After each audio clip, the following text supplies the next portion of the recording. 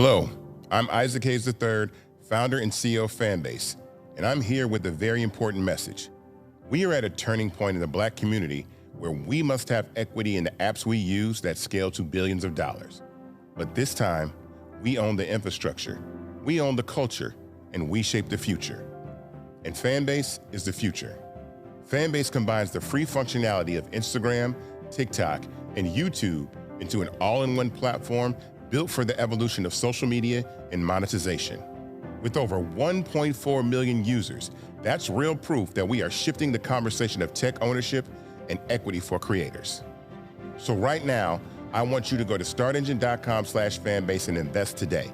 The minimum to invest is $399. That gets you 60 shares of stock in Fanbase at $665 a share. This marks a turning point in Black ownership of social media. If we don't take this opportunity to own social media right now, we will always be customers to our own creations. And that can't go on. So once again, go to startengine.com/fanbase and invest today. We must own the platforms where our voices live, our stories matter, and where our culture drives the world. Thank you.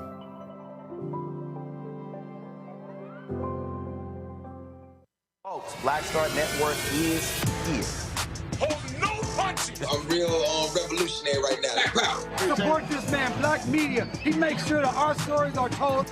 Thank you for being the voice of Black America, Roland. Stay Black. I love y'all. All momentum we have now, we have to keep this going. The video looks phenomenal. See, this difference between Black Star Network and Black-owned media and something like CNN. You can't be Black-owned media and be scared. It's time to be smart. Bring your eyeballs home. You dig?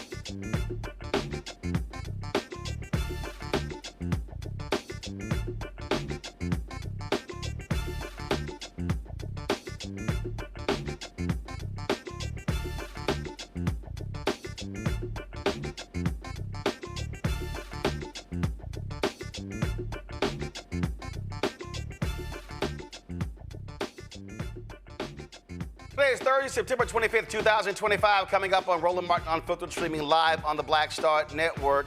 The administration of the twice impeached, criminally convicted felon-in-chief Donald the Con Trump suing 6 states to turn over their voter data. Why? Because these folks are massive cheaters. We'll break down what's going on there. Also, Congress is a week away from shutting down the federal government. Democrat leader Hakeem Jeffries speaks on the issue. I'll be joined by a former Nancy Pelosi aide, Ashley Etienne, who will give advice on how the Democrats could actually message this issue that, again, could lead to the shutdown of the federal government. We'll be joined right here in studio by Lieutenant Governor Garlin Gilchrist of Michigan. He is running for governor.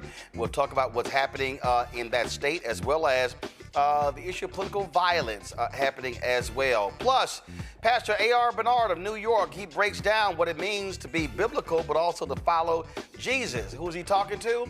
The white Christian nationalists who love to proclaim themselves followers of Jesus Christ, but they don't actually follow the things that Jesus cares about. Lots to break down. It's time to bring the funk. I'm Roland Martin Unfiltered, the Black Star Network. Let's go. He's got it. Whatever the biz, he's on it. Whatever it is, he's got the scoop, the fact, the find. And when it breaks, he's right on time and it's rolling. Best believe he's knowing. Putting it down from sports to news to politics. With entertainment just for kicks, he's rolling. It's on go, roll, roll, y'all. It's Roland Martin, yeah. Rolling with Roland now. He's funky, he's fresh, he's real, the best, you know he's Roland Martin now.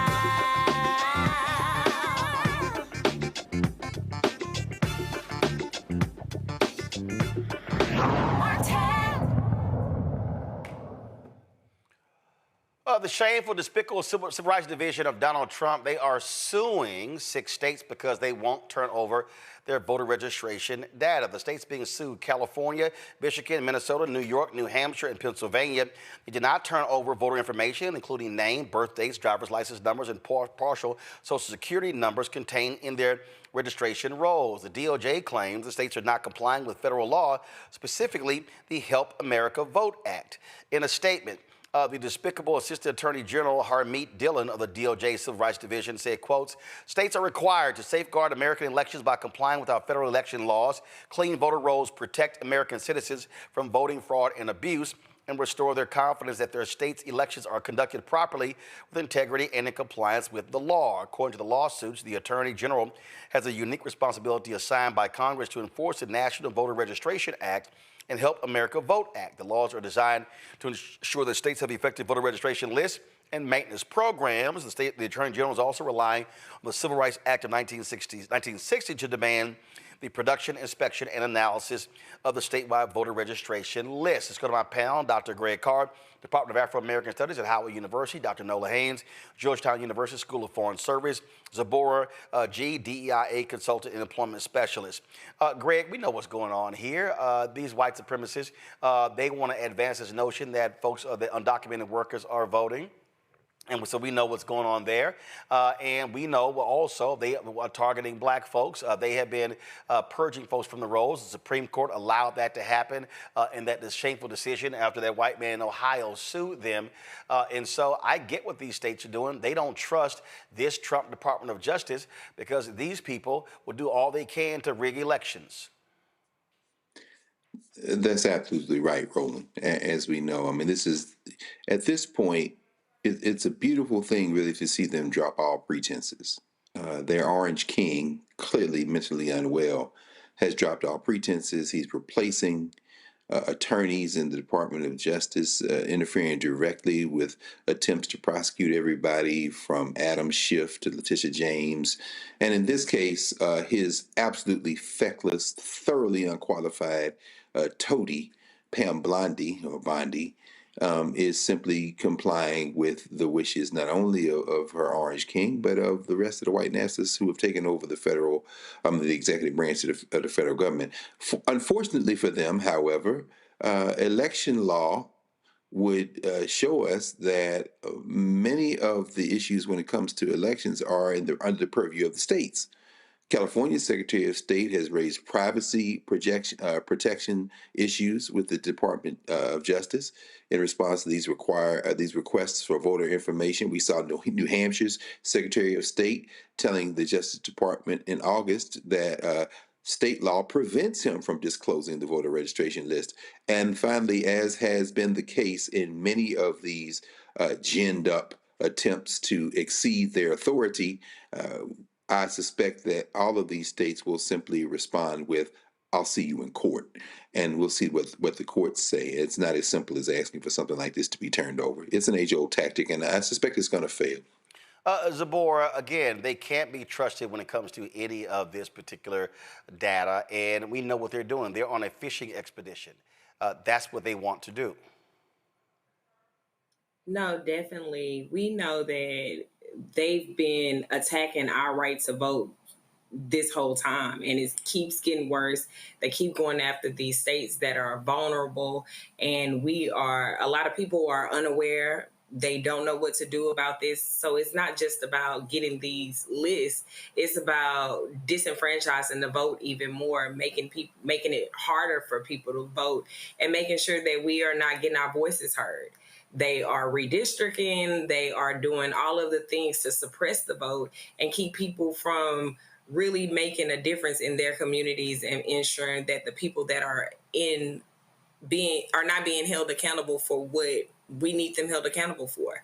We can look at every aspect of the executive orders that are coming out. We can look at how the communities are being affected. And we know that if our vote wasn't important, they wouldn't be working overtime to ensure that this vote is continuously suppressed. We're looking at rights being violated. We're looking at new ways to implement Jim Crow level of voter suppression.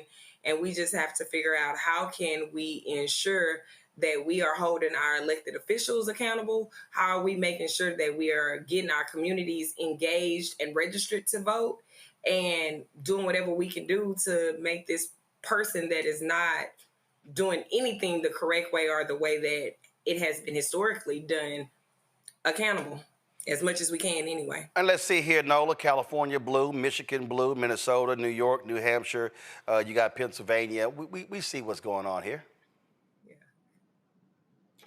Yeah, I mean, it's written on the walls, and they're doing stuff in broad daylight. We absolutely see what's going on here. I think, for me, as much as we talk about this stuff, I'm eager to get to the point of what's the plan, what's the strategy. We know there's a messaging issue. We know it's a getting people to the polls issue, all other sorts of things. But I'm just really curious about what's happening on the ground to kind of like mitigate or to buttress some of these problems and to get people to the polls. How are we getting people to the polls? Well, again, getting people to the polls is one thing, but what they want to do is they want to change these lists. We know what they're going to do. We see what they've done. You've had massive voter purges in Florida, in Georgia, and other places as well, and so that's what we see happening. And so I need people to understand this. This is why one of the things that I've often said repeatedly, that the way you counter this is, you register every single year. You register every single year. You don't even chance it. Like, hey, you know what? I moved, whatever. Again, I don't trust any of these people. But we have to be completely proactive, Greg, when it comes to responding to this, because we know exactly what they're trying to do. Listen, they can't do poll taxes anymore. They can't make us guess how many marbles are in a jar, but they sure as hell are doing the exact same thing that those folks did by making it difficult for people to vote. That's absolutely right, Roland. And it's interesting, isn't it, when we look at the history of white nationalism in this country after the Civil War, so much of it revolves around voting. We think about the Cruikshank case, of course, where they tried to steal an election in Louisiana, where men of African descent surrounded the courthouse with rifles, trying to stop them from stealing the ballot boxes, where they conducted 2 separate elections.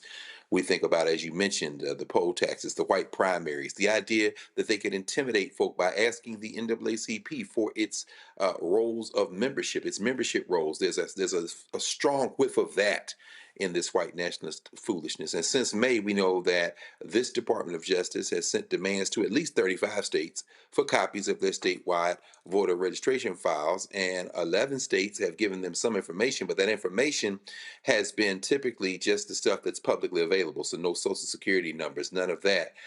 Indiana turned over probably the most information as far as I can remember.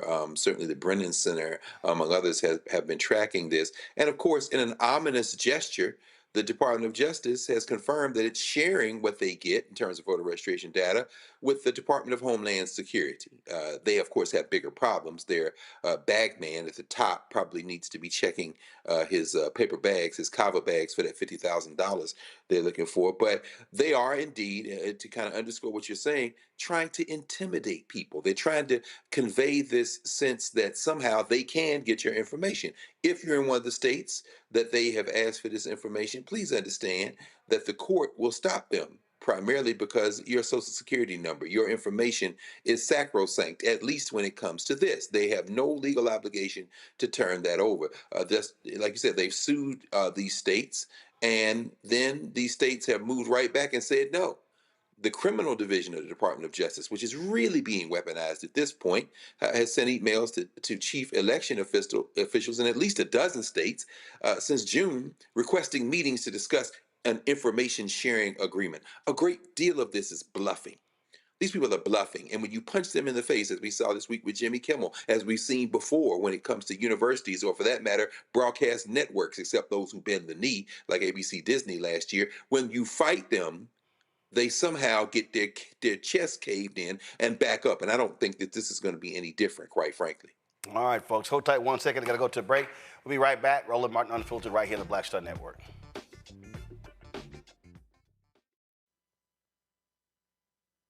This week on The Other Side of Change. Hurricane Katrina, 20 years later. Cannot believe that it's been more than 20 years since we saw Black people and Black communities across New Orleans and the South being failed by our government. But it's a harrowing lesson. We're going to unpack how race and class intersect in ways and how we need to talk about this government doing more for our communities. Again, you're watching The Other Side of Change, only on the Black Star Network. In my book, The Power to Persist, I share 8 simple yet powerful habits, a blueprint for transforming obstacles into opportunities and pressure into purpose. Just as they fueled my rise from the South Side of Chicago to a national stage. And on the Power to Persist podcast, I bring that blueprint to life.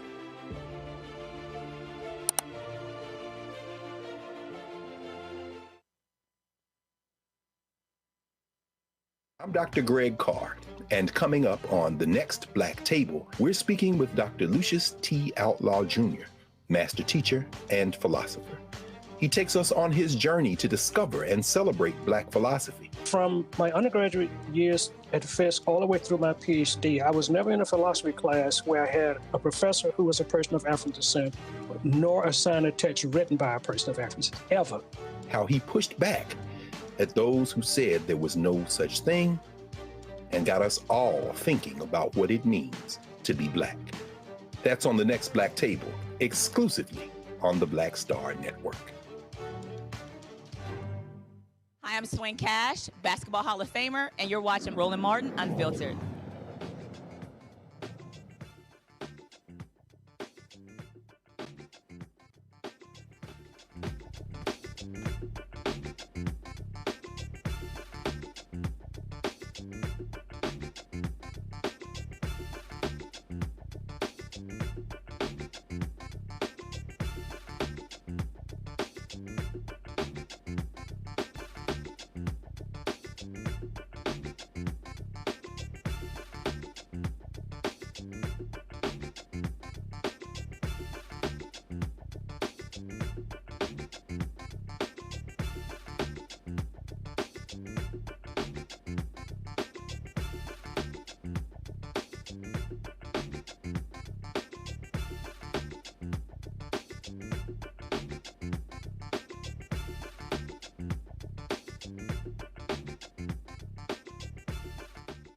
Okay, you know what I can't stand? Really stupid, idiotic conversations. Just can't stand them.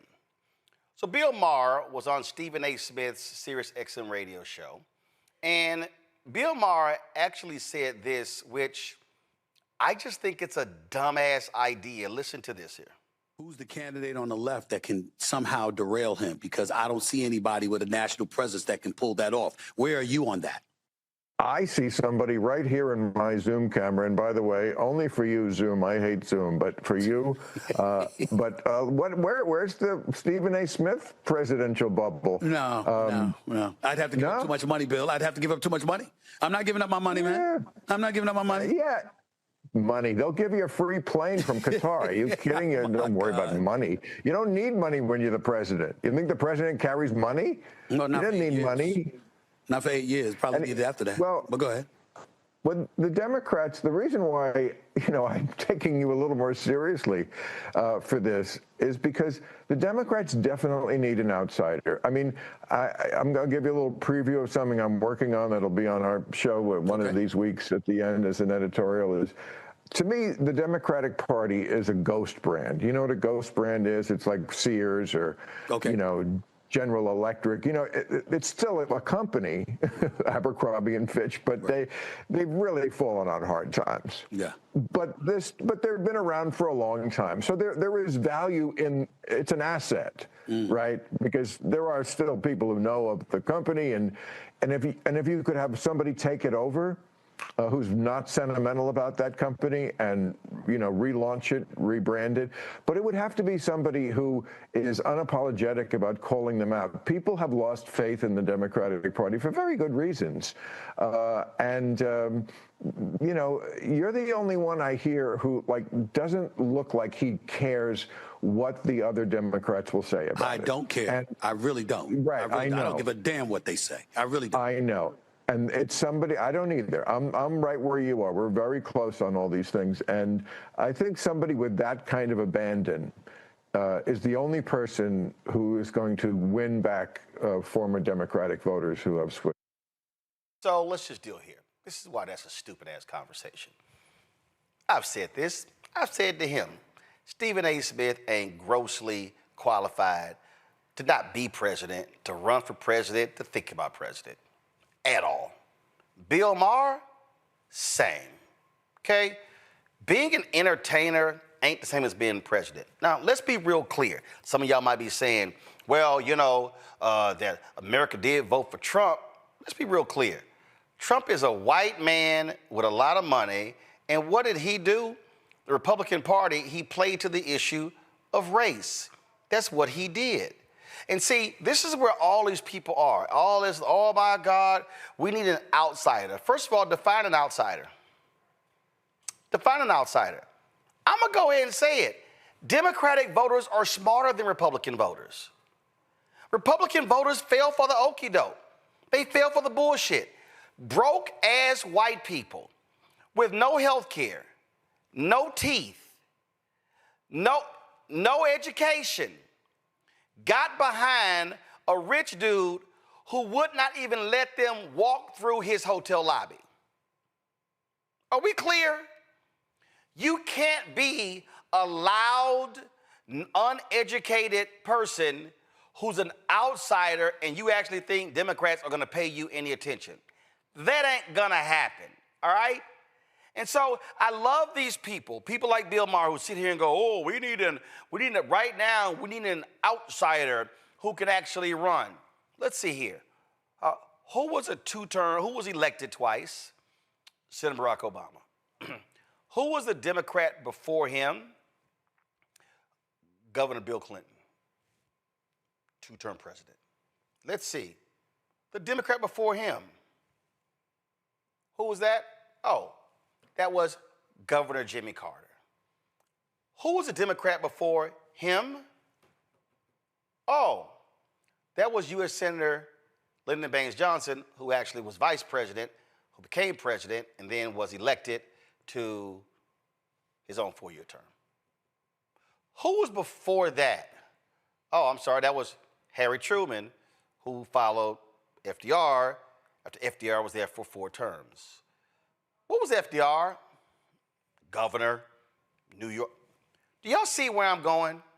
Do y'all see why these are stupid conversations? See, this is where America, this is what Trump has done.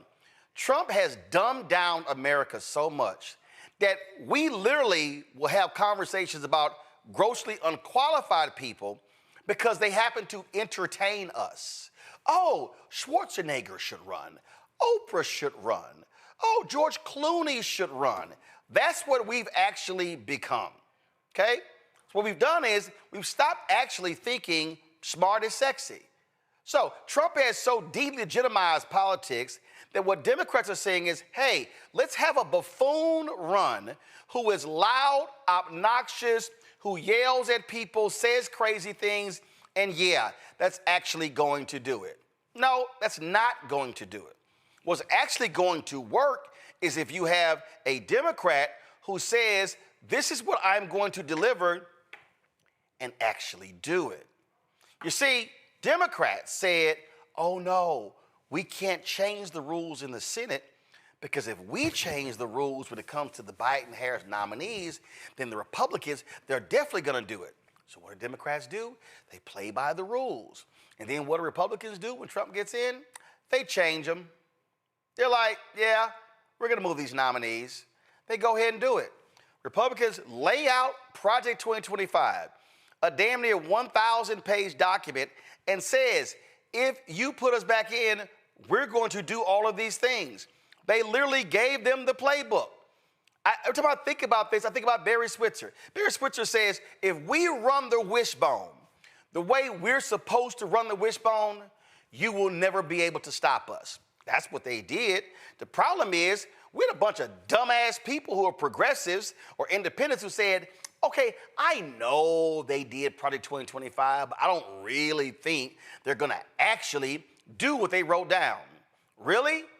Who spends 3 years putting together a massive plan that's damn near 1,000 pages and then go, we were just joking? No, they were very serious. And so this is a moment for serious people in serious times. Not a Stephen A. Smith, not a Bill Maher, not some other damn entertainer who talks big shit on television, but then when you actually have to deal with the thorny issues, it's a whole different conversation. And that's what we're talking about. And so, sure, Stephen A. can pontificate and blow hard, and he can go on Chris Cuomo, and then he can go on CNN, he can do all of that stuff. That ain't governing. And so the stupidity of the Bill Mahers of the world is to act like, oh my God, there are no Democrats who can run. Let's see. You have a governor re-elected in Illinois, J.B. Pritzker. You got a governor in Maryland, Wes Moore. You got a governor in Michigan, Gretchen Whitmer. You got a governor in Pennsylvania, Josh Shapiro. You got a governor in California, Gavin Newsom. You got a governor in Kentucky, Andy Beshear. And we ain't even talking about the other folks who might be United States senators or in Congress as well. That's what we're dealing with. So I think it's stupid to somehow suggest, oh, Democrats don't have anybody who could run. Vice President Kamala Harris could run again. We know Pete Buttigieg plans on running again. And so you're going to have 8 to 10 to 12 Democrats who actually run. But if they're going to win, what they have to do is that they actually put together, the Obama coalition was there, which means you're going to have to actually talk to people. You're going to have to invest in African Americans. You're going to have to stop listening to these white, dumbass Democratic strategists who won't spend money on blacks and Latinos because they're still chasing that mythical, invisible white woman in the suburbs who ain't voting for the Democrats. So the way you win is you actually appeal to your base. And what you also do is you be a Democrat who has the guts and the courage to go to some broke-ass, red, white, uneducated, unhealthy places and say, guess what? Why y'all asses keep voting against your own interests? See, to me, if I'm a Democrat running, you know what I do? I go to West Virginia and I say, hey, West Virginia, here are the stats. You at the bottom in education, the bottom in education, the bottom in health care, the bottom in wages, all these categories. So, do y'all voted for this person? Oh, did y'all see how he or she voted on education? How they voted on health care? How they voted on right to work? And you go, so can y'all explain to me what the hell y'all doing? Then when you leave West Virginia, hop on over to South Carolina, then go to Tennessee, then go to Arkansas, then Mississippi, then Louisiana, do Florida, going over to Texas, is having real conversations. But what I'm sick and tired of are these idiots who throw this silly shit out every damn time. I did Earn Your Leisure. They threw out, oh man, Steph Curry. I was like, are you out of your fucking mind? And I love Steph, great basketball player, okay? But I'm not tossing out Steph Curry's name to be the goddamn president of the United States. That to me is what's stupid. And we keep having these dumbass conversations by these media people. So I just have one thing to say. And again, me and Stephen A. cool. We talk and we text. You know what? Y'all can have these dumbass television conversations, but the rest of us are in real America in real time. And what we don't need is a goddamn entertainer trying to run to the president of the United States. Nola, you first.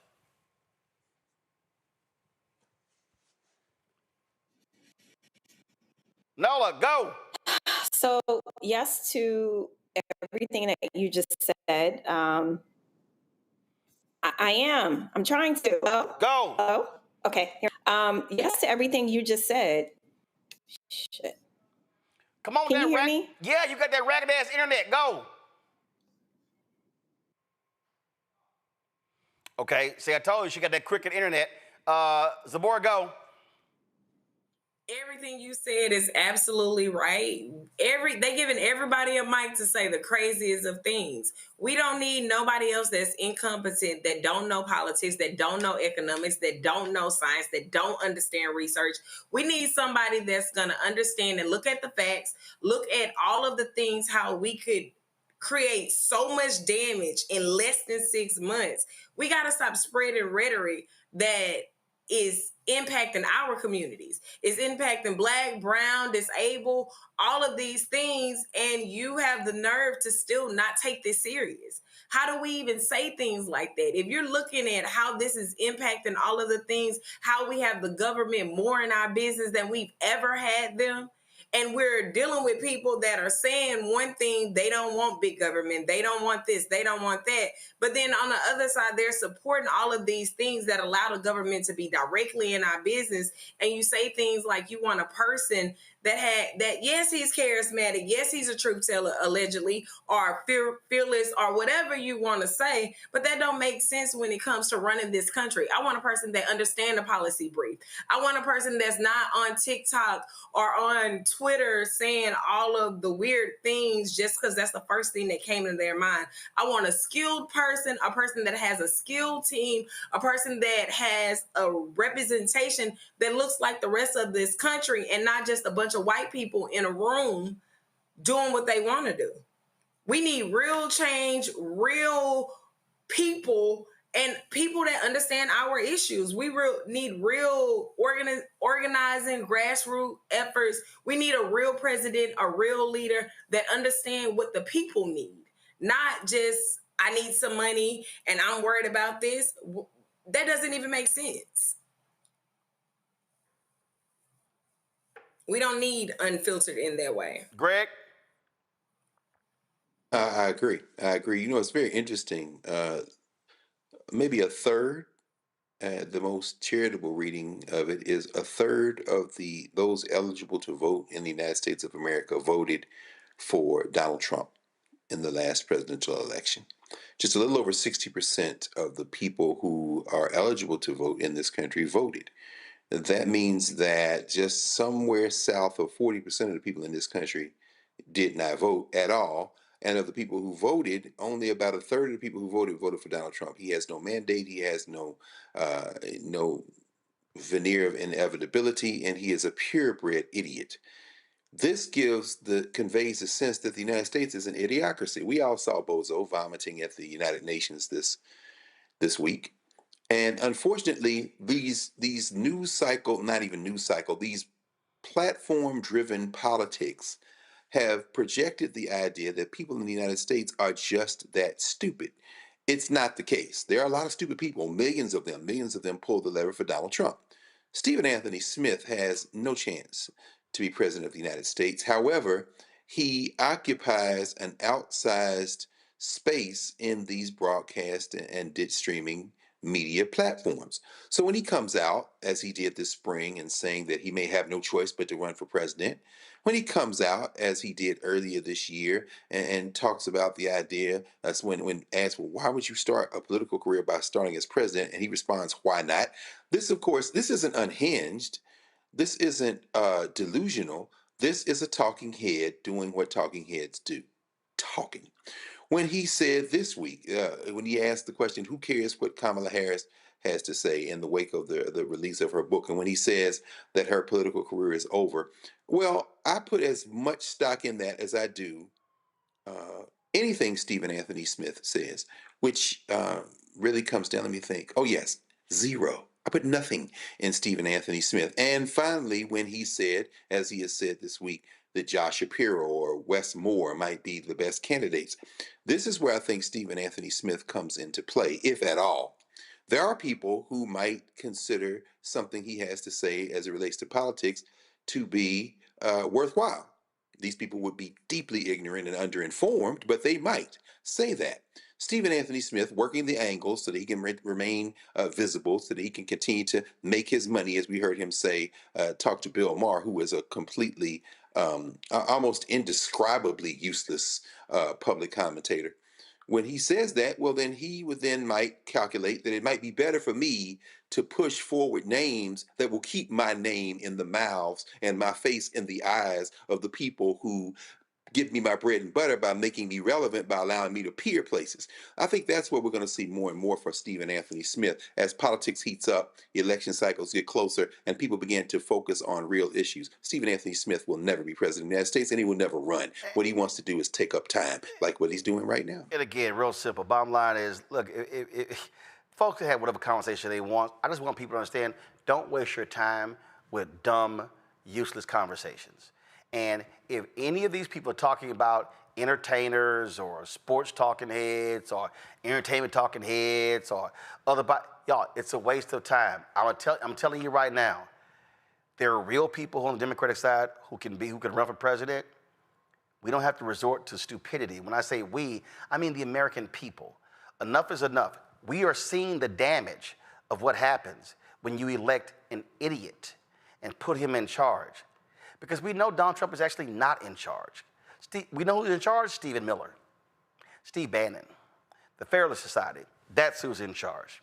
Folks, a government shutdown is looming, and lots of back and forth. Donald Trump refuses to meet with Democrats, now blaming them, saying they don't have any idea what the hell they're doing. And look, my position is real simple. Shut that shit down and say, y'all own it. Y'all own it. Let them take the heat. This is real simple. Republicans control the House, they control the Senate, they control the White House. So how can you control all the levels of government, but then you want to say it's Democrats' fault if the government shuts down? Actually, Etienne, former aide to Speaker Nancy Pelosi, she's very familiar with these battles. She joins us right now. All right, so what's your advice to these hard-headed Democrats who frankly don't like to play hardball, but who should be playing hardball? And again, Ashley, I'm like, all right, y'all want to shut that shit down? Y'all going right ahead. I mean, here's my thing. You know, Roland, it's rare that I disagree with you, but I'm going to disagree with you in this moment. Bad move. Go ahead. Go ahead. I mean, here's the thing. Democrats right now with this sort of illusion of bipartisanship is, in my opinion, playing footsie with the devil here. You're not going to be able to win this battle with Donald Trump. Why?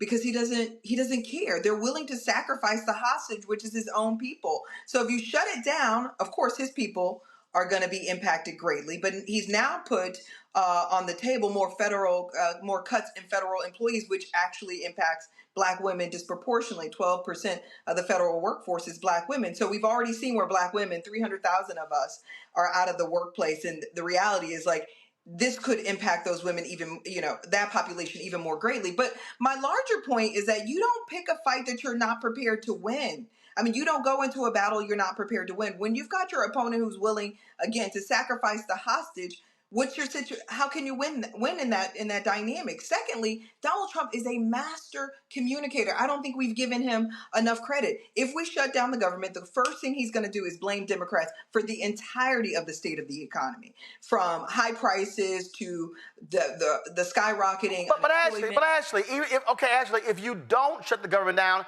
he's going to do the exact same thing as well. So it doesn't matter whether you do it or you don't. He's going to blame you. We saw he's not blaming Democrats now. He can't. I mean, yes, he is. He's not blaming Democrats now. Yes, he is. But let me. Right now, he's blaming Democrats. Right now, by literally. Go ahead. Okay, my point is, so you shut the government down, then what? The only way to open the government back up is if you give votes. He's already told you he's not going to negotiate with you. And you don't negotiate with terrorists. So where is the win for Democrats in that scenario? My point is that we've put too much. No. Here's what been my win. They don't need the Democrats' help to keep the government open. No, in the Senate, you got to have 60 votes. They need 7 Democrats to vote yes. Okay, and guess what? If you want my vote, what you give me for it?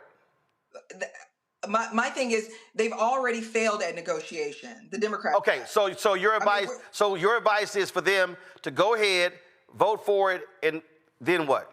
No, you vote for it, but more importantly, and it's what the DCCC is doing right now. You've got to make Donald Trump own it. You've got to put the ball squarely in their court. Hold on. Now I'm confused.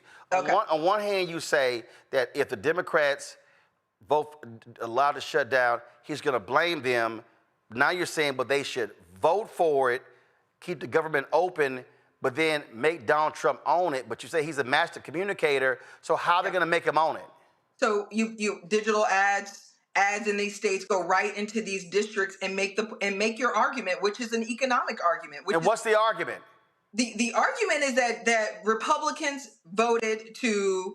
Your Republican, your representative, your senator voted to cut Medicaid, voted to cut federal spending. The same argument they made about the big beautiful bill.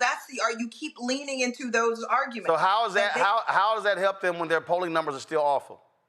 Well, my point is I don't think they do it with a level of consistency and hard edge that actually has impact. Okay, when and you if say you do hard, it with the level. Okay, what's hard edge? No. Here's the deal. I need examples. Sure. So again, I'm going to give you some examples. Right. So I think, go ahead. No. What they're saying right now is there is a looming shutdown. Republicans are responsible for it. Change that narrative. Here's what Republicans are voting for: higher prices, higher grocery prices. They're voting to cut Medicare, Medicaid, et cetera, et cetera. But I think the one thing, can I just add this as a wrinkle? The one thing I think Democrats can do to drive this contrast right now, because you can run those ads now, make them own it, make them pay for it. But what we need to do is to launch a proactive agenda so we can start to draw the contrast. Right now, we're not talking about what we stand for, how we would be managing the economy differently than this current president. That's also a big gaping hole right now for Democrats, is they talk about Trump, but they're not yet, talking about what they would actually do. What's the proactive agenda? When I went back to Pelosi's office, we had already launched to some degree our proactive agenda by this point. So what we were able to do is to say, this is what they're doing, but this is what we would do. And so you draw that contrast. Right now, you're just, it's a soft punch, which is, that there's a looming shutdown and they're responsible for it. No. You tell people exactly they're hurting right now. It is the fault of the Republicans. We would do things differently. And I think that is a winning combination. But you can't pick a fight, this particular fight with Donald Trump, because you're not going to win it. So you shut down the government, and then what?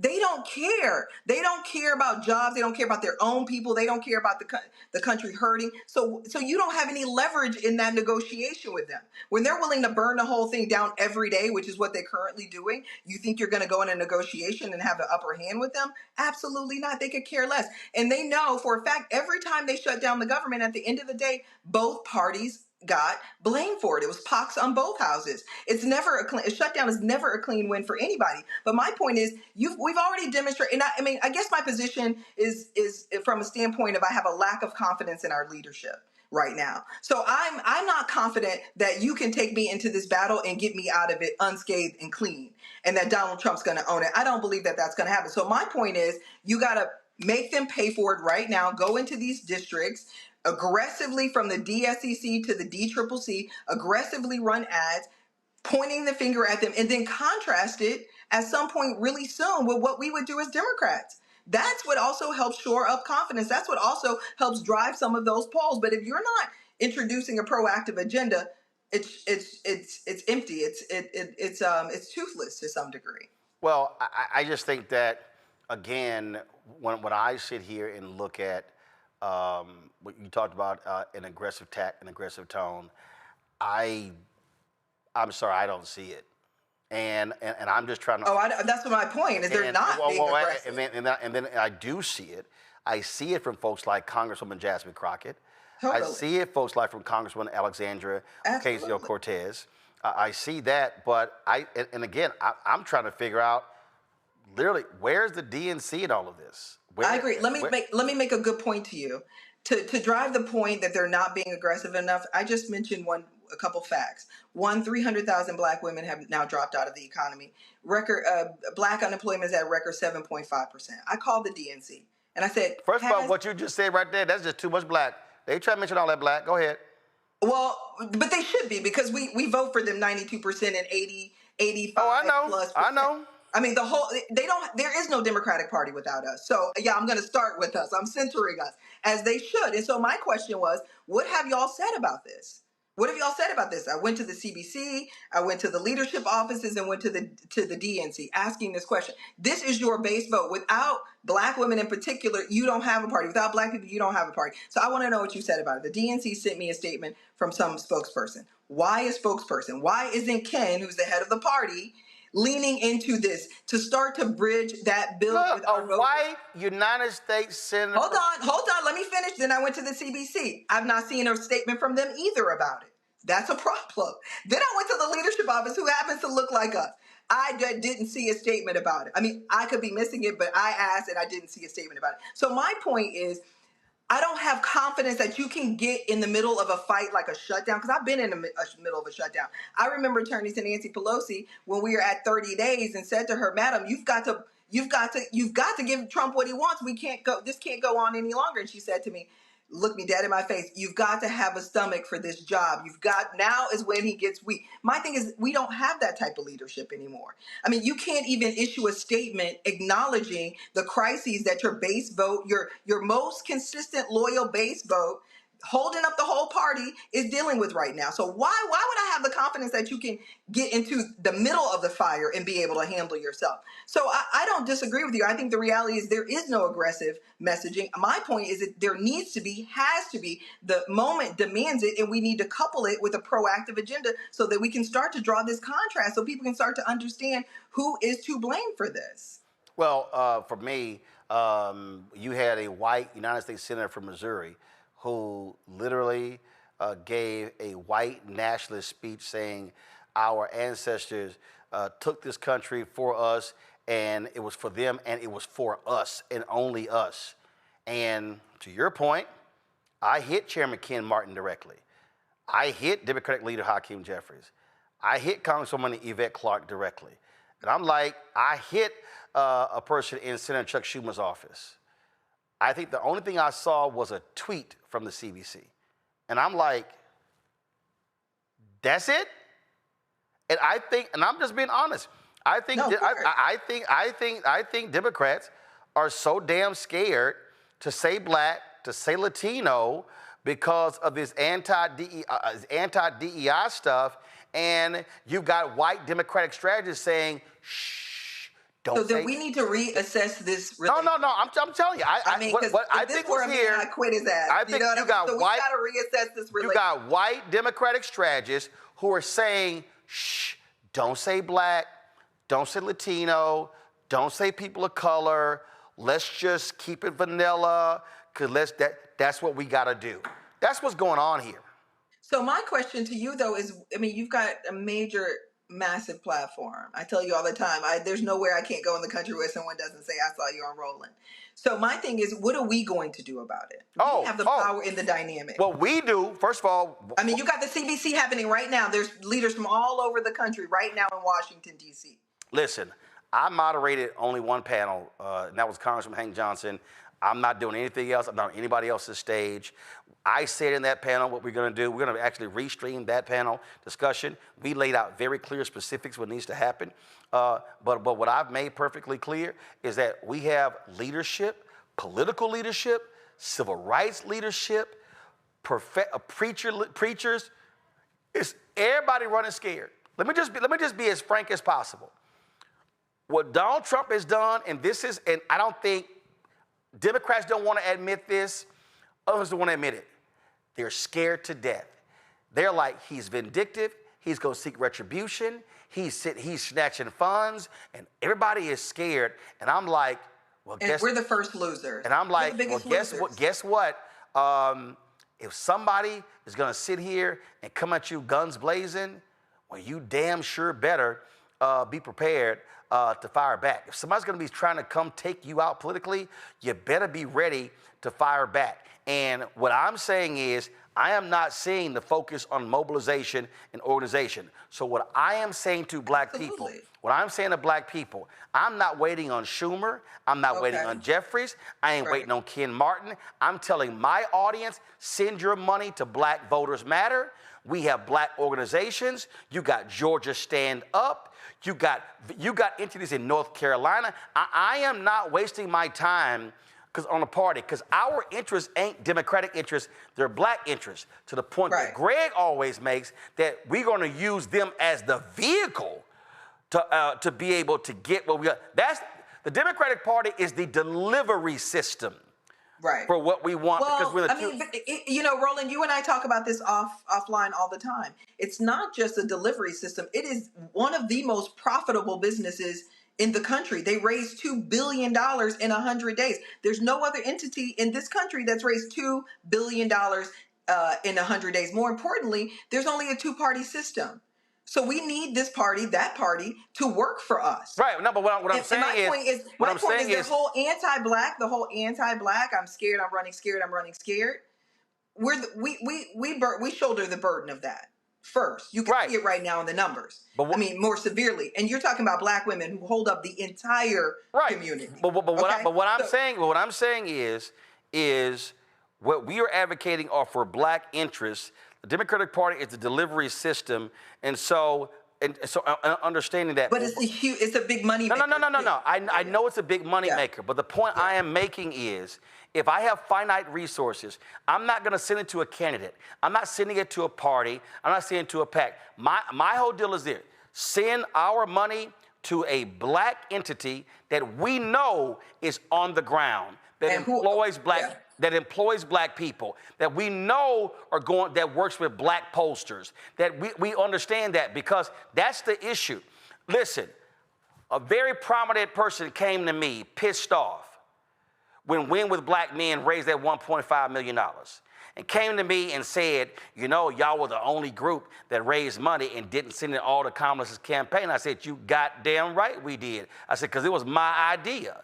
And the person said, well, the Kamala Harris Finance Committee, they're upset. I said, I don't give a shit if y'all upset. I said, I was not going to raise money for a campaign and send the money to a campaign and then go beg the same white folks to send some of that money back. So we raised $1.5 million, $1.1 million went to the campaign. We kept $450,000, and we distributed that money to black organizations. And I ain't apologizing for it. And what I am arguing is that what we as black people have to do, we have got to have the courage to fund our own institutions, to drive our people to get out to vote, and still making demands of that system. But what I'm not going to do is wait on them to fund and organize us. That ain't happening. We are in agreement, Roland. We started off disagreeing, now we're in agreement. No, I know you started off disagreeing. I was good. No, the shutdown is not the fight. You don't have the right leadership to make that happen. My point, I 100% agree with you. And I think, we need to be challenging in this moment our leadership. And we need to your point, also be more inward facing. We are suffering from a silent crisis right now. Not just those two facts I just named. Black men aren't going to college. I can go on and on and on. We've got our own house that we need to shore up again. Yeah. So I don't disagree with you. And I think to some degree, this might be the time better than any other time for us to actually do that, to recenter ourselves. No, stop seeing ourselves as the victim of power, but the actual source of power, which we are in all of these dynamics, and figuring out how best to leverage that power for our own benefit. And it's got to be to your point, decentralized way of doing that. It's not going to come out of Washington. You look at, to your point, to my point, earlier, these brothers, these mayors are doing phenomenal work. I mean, there's a lot of Black leadership outside of Washington that is impressively defending our interests, that we need to also shore up and continue to hold up as a model and pressure our this institution. But we can't walk away from this party dynamic. They've got too much money, too much weight. We've got too much skin in the game. And clearly what we've been experiencing over the 9 months is that we've got the most to lose out of it. Yeah, no, I'm not walking away from it. What I'm damn sure going to do is to put their ass in check. Well, listen, invite me to the party, okay? Oh, listen, I already know. I've already heard from many people, he's too loud, he's too brash, he's too arrogant, he's too cocky. Hey, this is real simple. The best way to shut me up is to pay Black people, hire Black firms, distribute that money to the folk out there. But I've made it perfectly clear. I'm going to sit here and ride their ass as hard as possible, because here's the thing that actually drives them crazy. And to the simple Simon Negroes out there, y'all fools who keep saying, oh, yeah, he's not going to be on the air if the Democrats ain't funding them. Hell, they ain't funding us now. And we here. We here.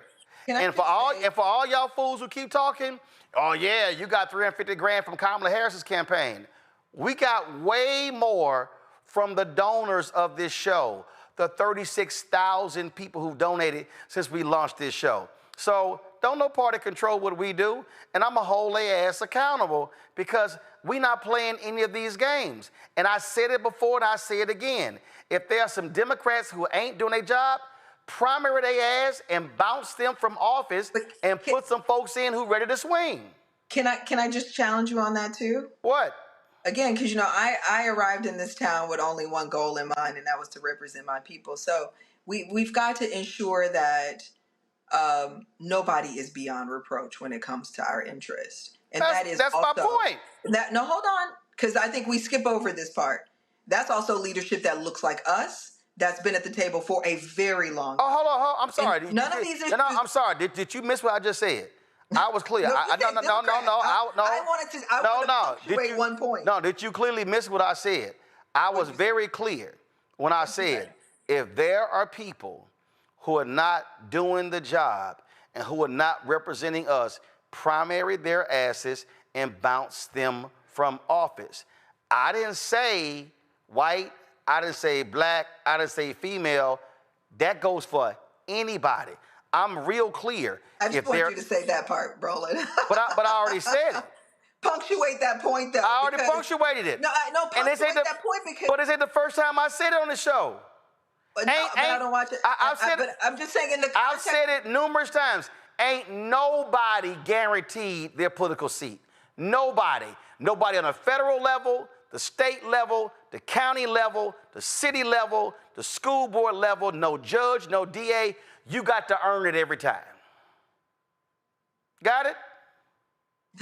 Listen. Was that punctuated enough? I just wanted you to say it. It ain't the first time. Because the reality is, and you and I know this, and I've been in these rooms for a very long time.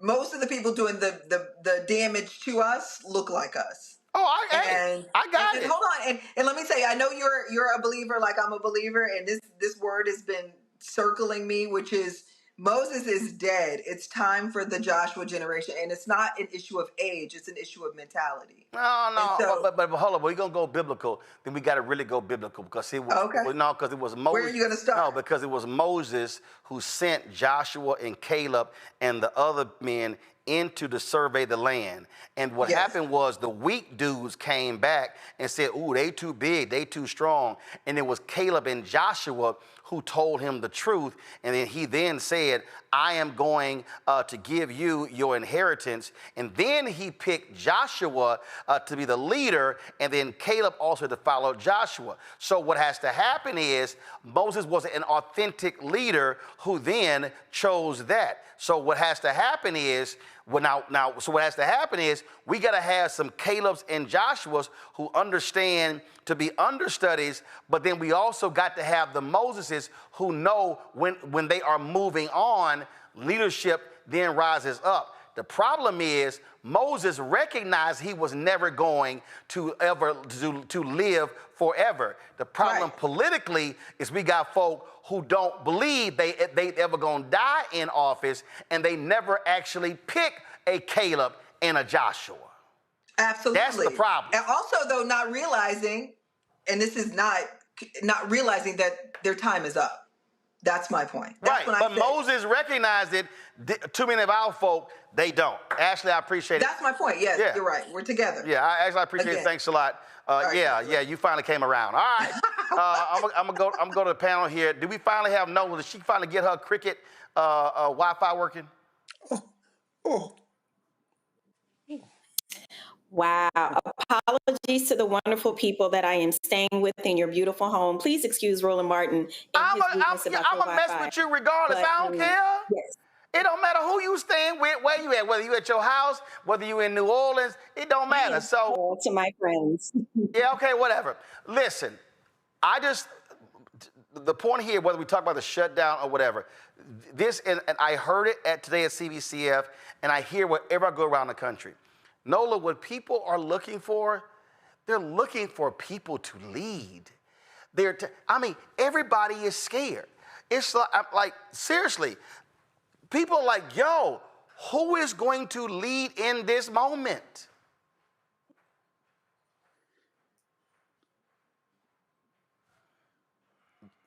See, now she frozen.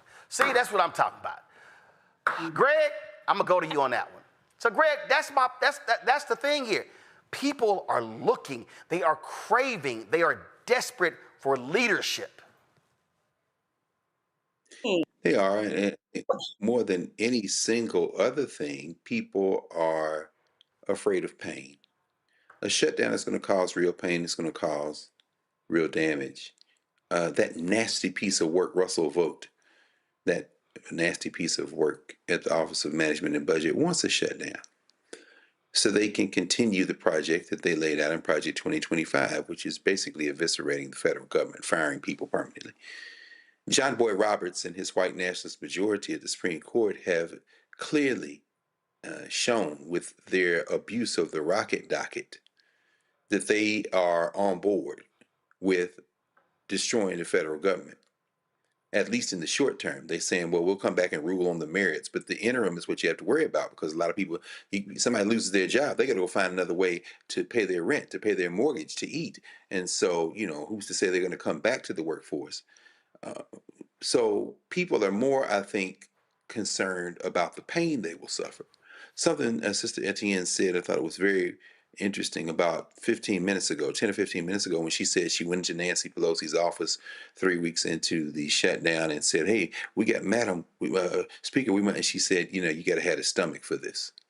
I think that was the determinative moment. This country, I don't think it can't be saved in its current form. It's going to have to go through a very difficult period, and who knows what comes out on the other side. There aren't, clearly Hakeem Jeffries isn't up to the job. Chuck Schumer was never up to the job. Clearly, as you said, there are people in federal representatives like Ocasio-Cortez and like Jasmine Crockett who are more than up to the job. And I think finally what we are going to see is that this quote-unquote revolution, if there's going to be one, and I hate to use the Hunger Games, the obvious Hunger Games reference, but here it is going to come from the hinterlands. It's going to come from the Westmores, and it's going to come from the Gavin Newsoms, and it's going to come from at the state level in terms of governors, the Pritzkers in Illinois and others. It's going to come from the cities, as we see with Brandon Johnson in Chicago, or the mayor of Boston, or even soon Mamdani in New York. It's going to come from those local officials you're talking about. And so I think, even as we just receiving news, I think, Roland, I don't know, you have to check because your sources are much better than mine, that they have forced with this purebred political hack in Virginia. The grand jury has indicted James Comey. What we are seeing is that white nationalist side that Trump and his white nationalist handlers, they are throwing all caution to the wind.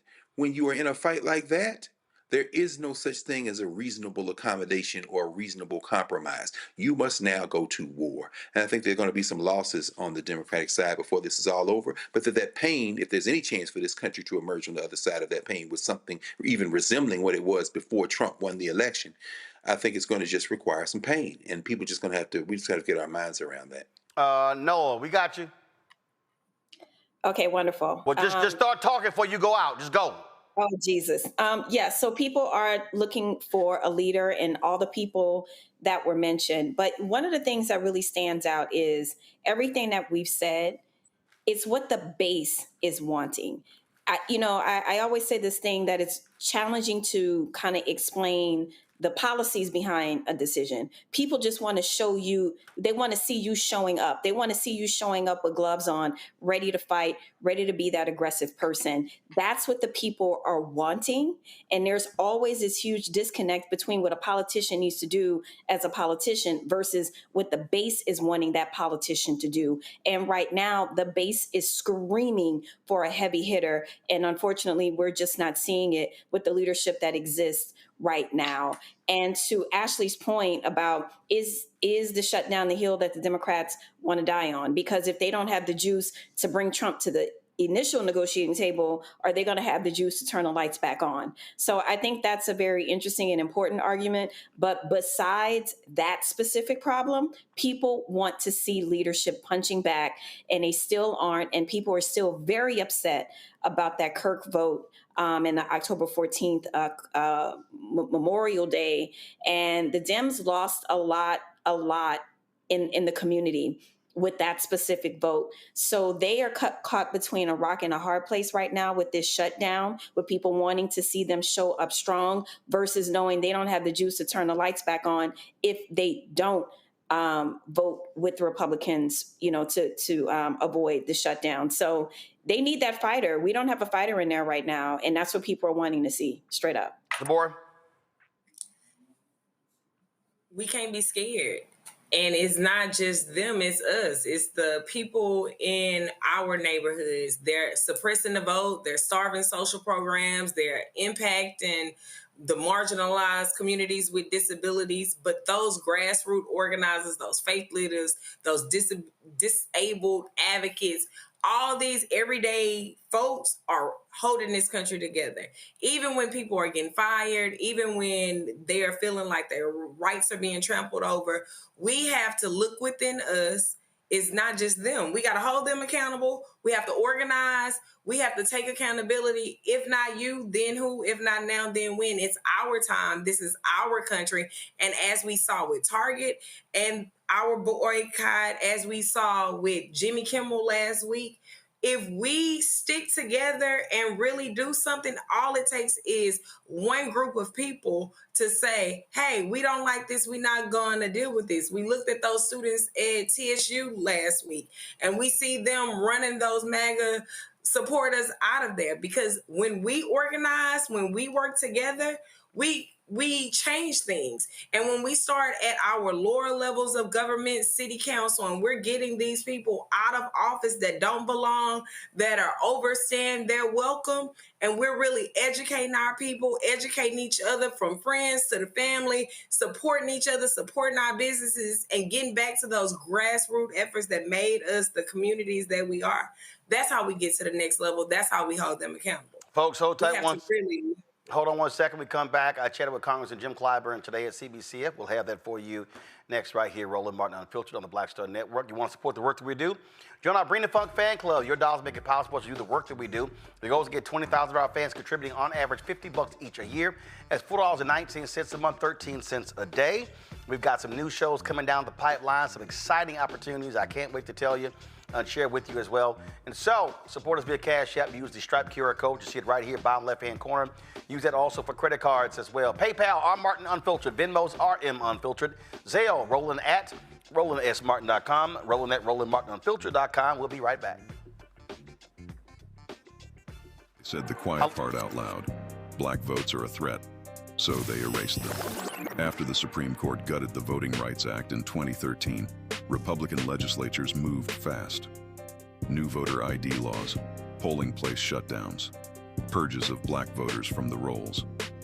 Trump's Justice Department didn't stop it, they joined in.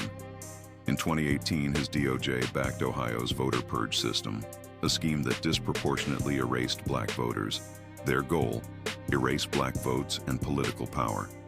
Yeah, that happened. These are the kinds of stories that we cover every day on Roland Martin Unfiltered. Subscribe on YouTube and download the Black Star Network app. Support fact-based independent journalism that centers African Americans and the issues that matter to our community.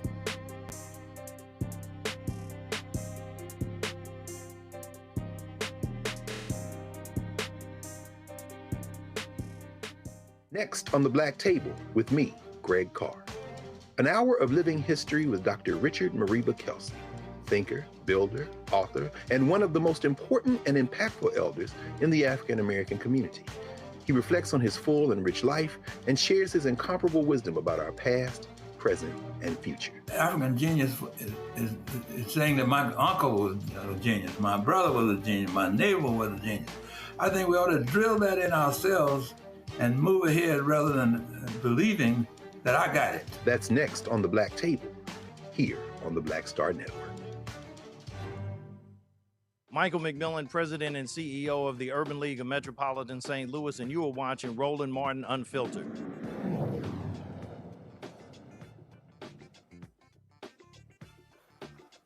Folks, I talked with Congressman Jim Clyburn of South Carolina today at the Congressional Black Caucus Foundation, ALC. We talked about a series of topics, so let's roll that conversation. All right, Congressman Clyburn, we're here at CBC of ALC, and this is the thing that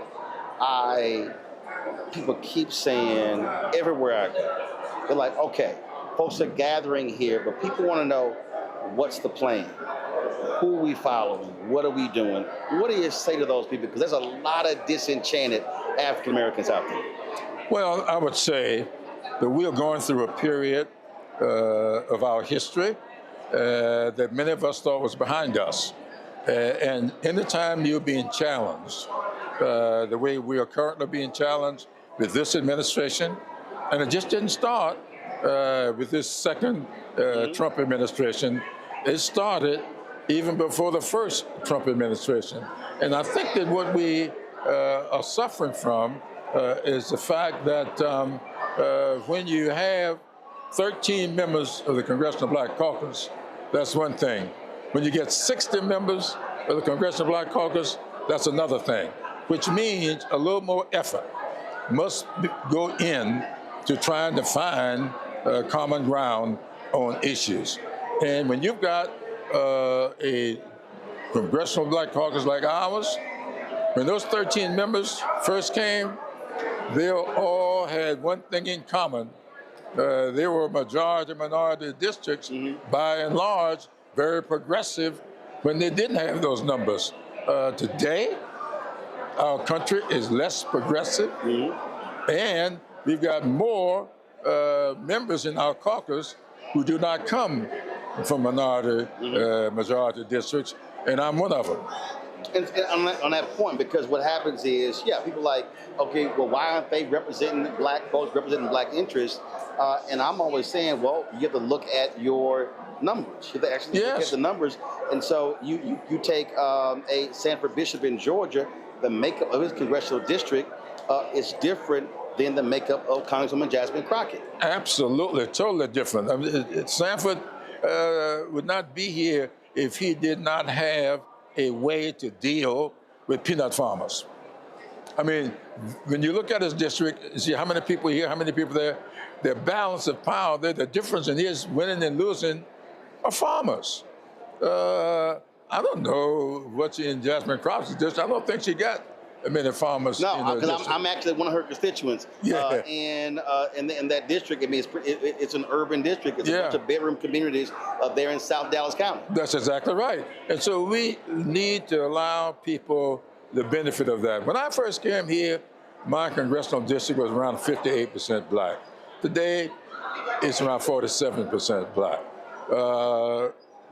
But I have built a good enough rapport with enough people in the district that I still get 60, sometimes 58% of the vote. So that's one thing. But the other thing that we have to be really careful about is the fact that we have got to look to people like you. I did an interview this morning, and I said, the salvation for us in this business, African Americans, right now, rests with the black media, black press, if you will, and the black church. Because when you see a big newspaper like the Washington Post, when all of the opinion writers and all of the news reporters having their work overturned by the ownership. When you have the owner saying, we're not going to fact check this president, we don't care how many lies he tells, we're not going to report the lies. And you saying to your opinion staff, you may think that Kamala Harris is the best person for us to endorse. I'm not going to let you endorse her. That's not the Democrats. Who will the Democrats rely on to bring pressure on those newspapers? That's not happening just with the Washington Post. It's happening all over. Ask Jimmy Kimmel. And it's happening. And so what we have to do is respond to that in the way that we know how. Don't get upset with me if I can't make this man run my editorials. If I write an op-ed piece, it's up to that board whether or not to print it. So that's why it's you. By having our own, we ain't got to ask anybody else's opinion. Absolutely. And that's why I'm here with you today. And that's why I'm with you every time you call. I'm going to respond. I just wish you would respond more often when I call. Listen, I'm on 5 days a week. All you got to say is I want to come on. See, y'all don't do what Congresswoman Maxine Waters does. She called me at 5:40. She said, "Hey, Roland, I want to come on and talk about this here." I said, "Well, when you want to come on?" She said, "Tonight." I was like, "You want to come on in 20 minutes?" She's on in 20 minutes. See, so she don't play. Well, you know, Maxine is a little better at this than I am. She's been doing it much longer than I have. She ain't going to admit to that. She'll call me and it's like, "Hey, not a problem when you want to come on." So no, but I know we're joking. But look, I'm serious about that. I'm really serious. I do believe that if we're going to survive politically, and you know how steep I am in history, I just believe that history ought to be instructive. I know what's going on today. I just finished my third book, and it's about, when I started writing this book, I was really just writing about those 8 African Americans that served in Congress from South Carolina before me, and about why there are 95 years between number 8 and yours truly, number 9. And then all of a sudden, while in the middle of doing this book, January 6, 2021 popped up. And I said to myself, hey, I know what this is. And that was a specific attack. Donald Trump was attacking 4 cities. Absolutely. He was attacking Atlanta, Philadelphia, Detroit, and Milwaukee. Absolutely. He was attacking black voters. That's exactly right. And that's what January 6th was about. And I'm glad that you mentioned the cities, because everybody keeps saying the state. No. He was very specific. In fact, they did a partial recount of Milwaukee. They did a recount of Wisconsin, was only Milwaukee. That's exactly right. Because he knows what happened. The last time election got thrown into the House of Representatives, and they were trying to get this election in the 2020 election thrown in to the House of Representatives so they could do what happened the last time. Once an election gets in the House of Representatives, it's out of everybody's hands. Well, and that's the point I've been making. The reason they are gerrymandering, because I keep telling people, it's not about control in 26. If they win, if they keep the House in 26, they'll control the House in 28. Right. And if anything happens with the election in 28, the House decides. The House decides, and that's what they want to do. This number of congressional delegations will determine how the makeup of the Electoral College is all about. Right. That's what it's all about. Because the Electoral College is determined by how many House members you got and how many senators you got. And then you divide that up in 50% plus one of that is how you win. So if you get these congressional districts, you'll have in the House. Now remember, I don't want people to believe that it's 535 votes. No. Each state gets one vote. And it says those states meet, they vote among themselves, and then the majority in that state will cast one vote for the president. So there won't be no bunch of votes, 535, no. Right. So no matter how many House members come out of California, right, they will have the same standing as the House members that come out of South Carolina. Or Idaho, or Wyoming, Absolutely. or North Dakota, South Dakota. One of the things that came out in the 24 election, and I'm always talking about it, and are we going to see, and is the Black Caucus putting maximum pressure on the control that these white Democratic strategists have on the money? When I looked at Vice President Kamala Harris's campaign, and I looked at all these firms that were controlling the advertising money, not one black and a small amount of money. And so firms that were created a year before all of a sudden were $60 or $100 million running through. And what I've said is, if there's any moment where the CBC has puts its foot down and says to the Democratic Party, to the DNC, the DCCC, the DSCC, the Democratic governors, all these groups, and the PACs, y'all, we are not allowing this to happen in 26, 28 again. Well, I sure hope so. I've been, as you know, I'm pressing on that. I said during the election, and said since, that I thought that we were losing because we were turning over too much of the decision makers to consultants, rather than sitting down with practitioners, people who aren't necessarily trying to get to the bank, who are trying to prepare a future for their children and their grandchildren. Only reason I'm in this business, because I want to make sure that my children and grandchildren don't live the life that my parents and grandparents lived, because there is a real coordinated, well-financed attempt to turn the clock back. We just saw a new announcement from this administration. They're no longer going to enforce fair housing laws. Right. If that doesn't tell you what's going on here, no fair housing laws. Well, what I've been saying is that they want to completely defund Black America. Absolutely. They're targeting every single institution in Black America. And when I see a guy that will tell me they want me to vote to preserve, to honor his legacy, when he stands in front of a TV, right. And says, if I get on an airplane and I see a black pilot, I'm wondering whether or not that person is qualified. Right. Nobody asked whether or not the Tuskegee Airmen were qualified. But also, they never questioned if a white pilot is qualified. No. But that's the game that they play. No, that's the game they play. And so my point here is, if those black pilots were good enough to win World War II, right, and you can come out and make all these movies about the red tails and honor them, but you don't give them the GI Bill to go to college or to get a home or to buy a home in the black community, that is what we're going back to. So the fair housing laws came about as a result of that. Now they're saying, no, we're not going to force it anymore, so you can go back to that. That's what's going on now. Last question for you. This was a huge issue in 24, and we're still seeing, and that is it.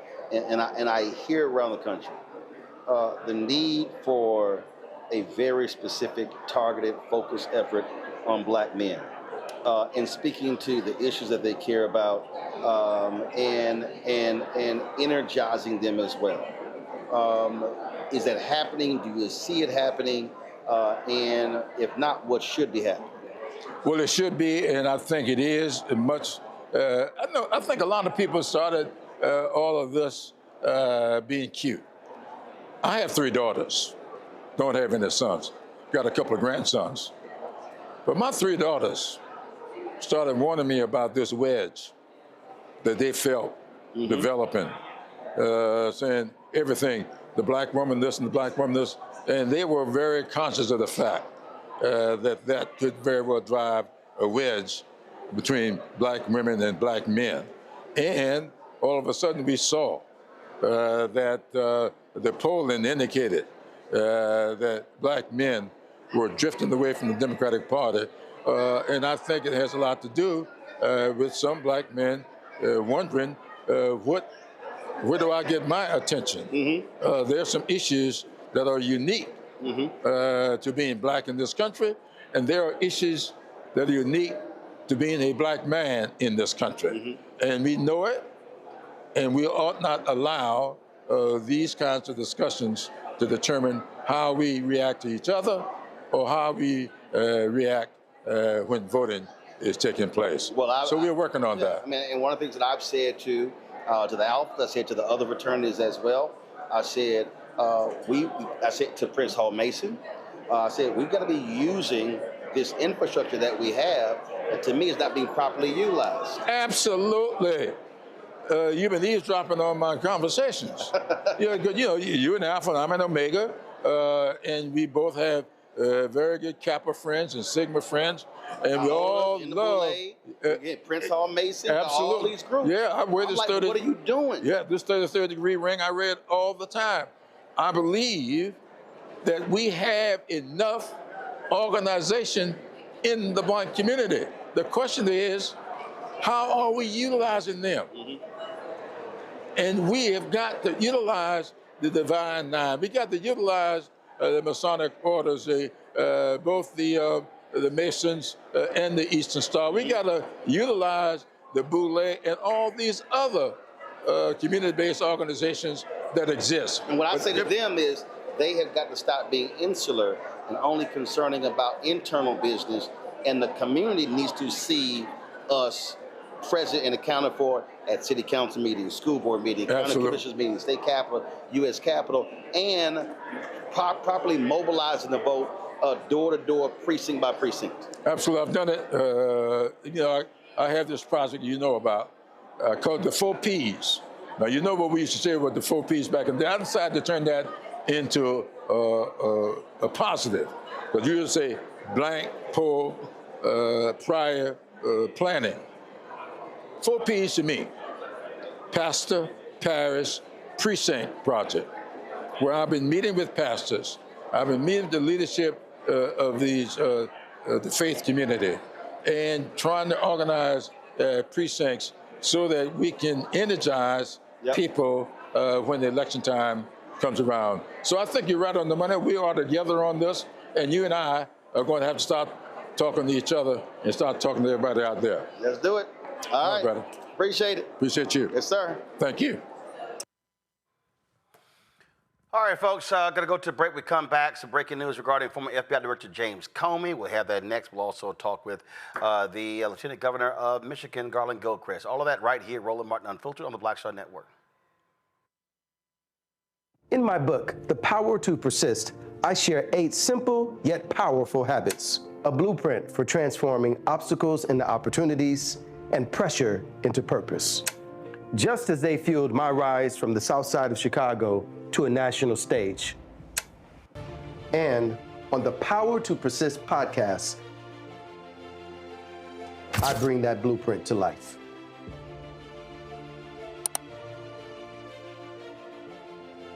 This is Reggie Rock Byford. You're watching Roland Martin Unfiltered, Uncut, Unplugged, and Undamn Believable. You hear me?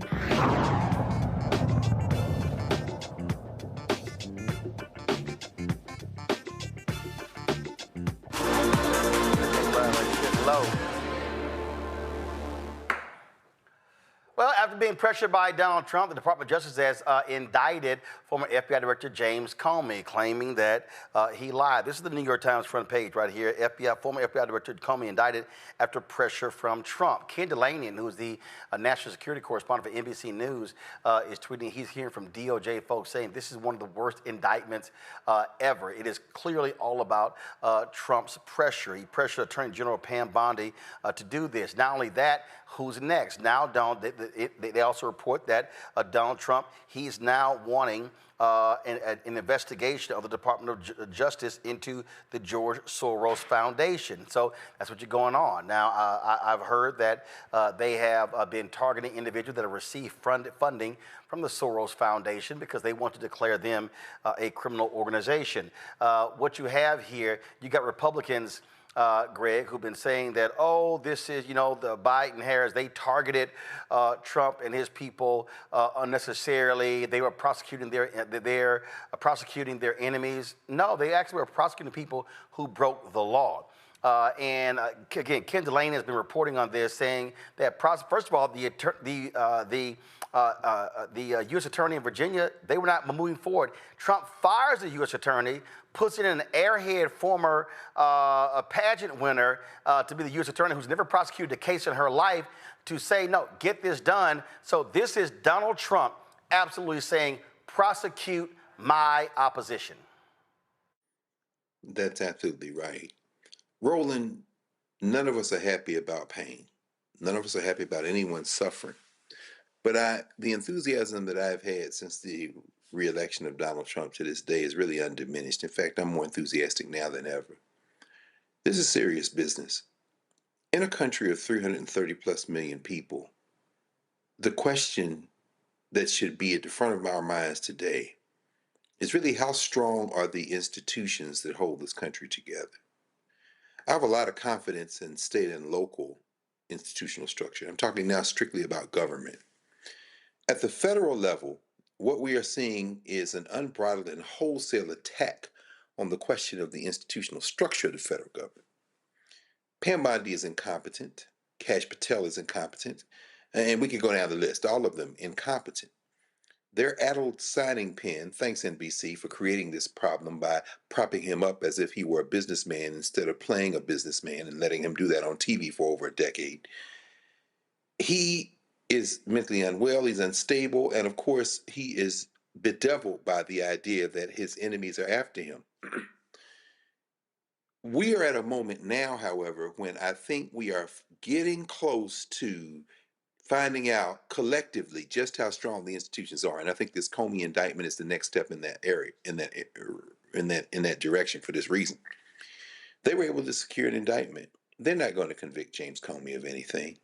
They're certainly not going to convict Tish James of something if they can manage to hoodwink a grand jury into indicting her. They won't be able to get George Soros either if they do that. What they are, however, doing is obscuring the inevitable march of the thing that Donald Trump, I'm not talking about any of the rest of them, Russell Vought, I'm not talking about any of the other people, Steve Bannon, Steve Miller.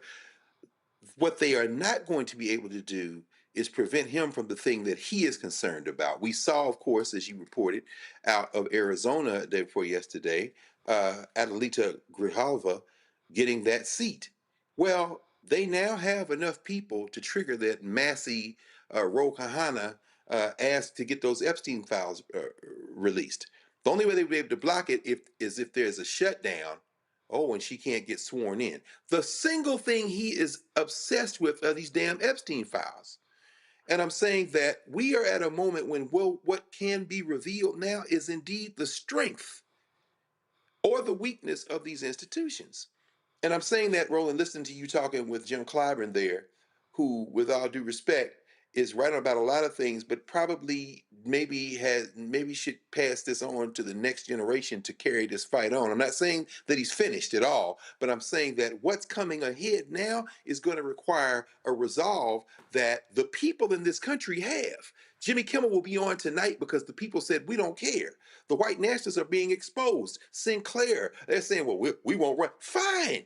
Go to hell. More people watch YouTube anyway. Your audience is bigger than the people who are on cable, and everybody running over here now anyway. My point is that as people get pissed off, the politicians are going to have to follow the masses of people who are moving toward the we don't care part.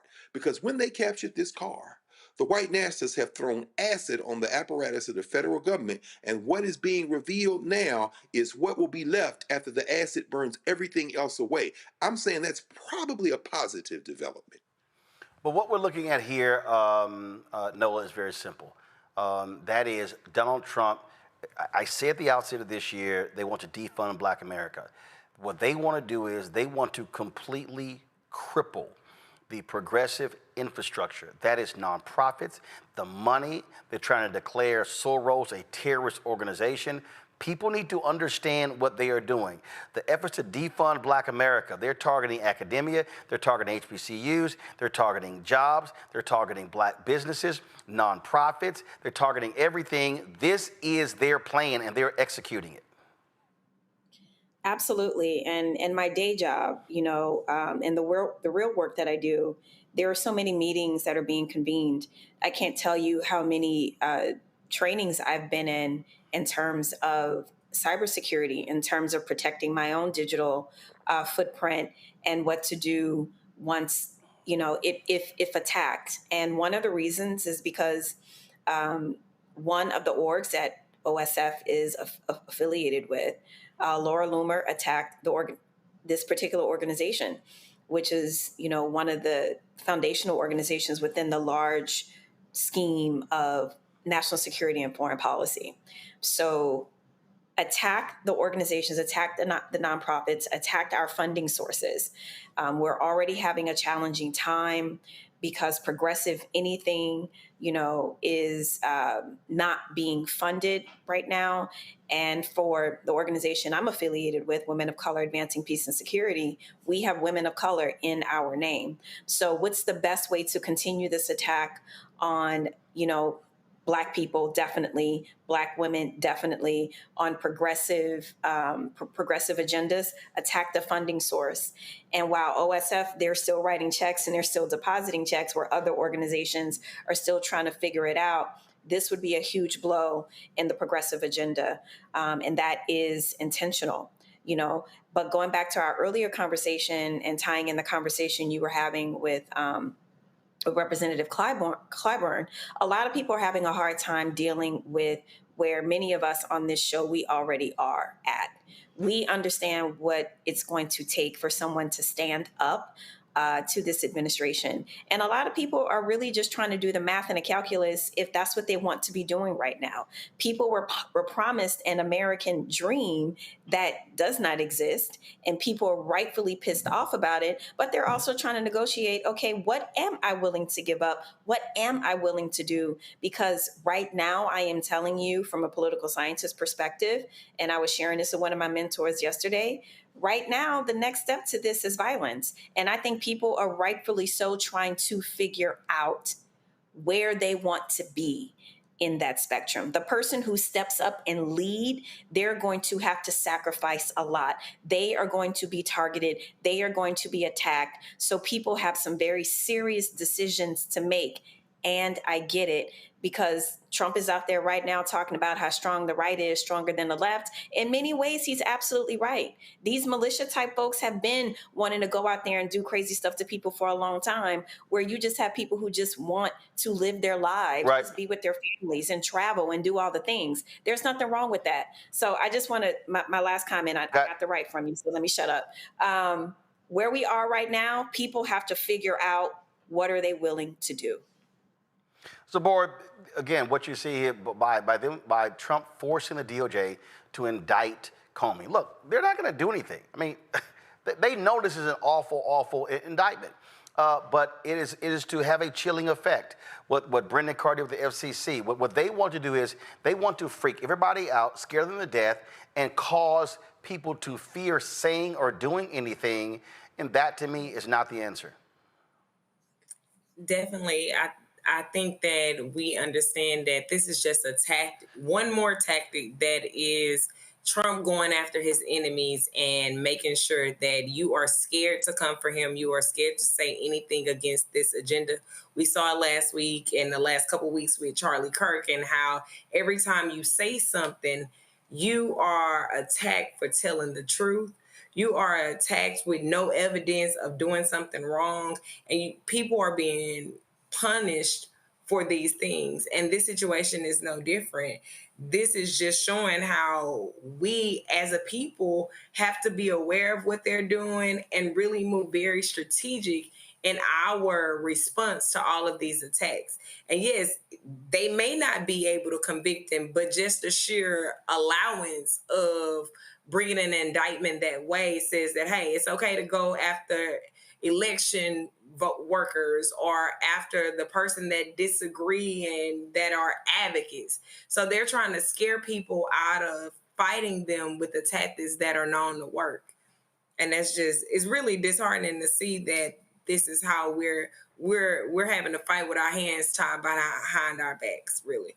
Yep, that is the goal. All right, quick break. We'll come back. We'll talk with Michigan Lieutenant Governor Garlin Gilchrist right here, Roland Martin Unfiltered on the Black Star Network. Said the quiet part out loud. Black votes are a threat, so they erased them. After the Supreme Court gutted the Voting Rights Act in 2013, Republican legislatures moved fast. New voter ID laws, polling place shutdowns, purges of black voters from the rolls. Trump's Justice Department didn't stop it, they joined in. In 2018, his DOJ backed Ohio's voter purge system, a scheme that disproportionately erased black voters. Their goal, erase black votes and political power. Yeah, that happened. These are the kinds of stories that we cover every day on Roland Martin Unfiltered. Subscribe on YouTube and download the Black Star Network app. Support fact-based independent journalism that centers African Americans and the issues that matter to our community.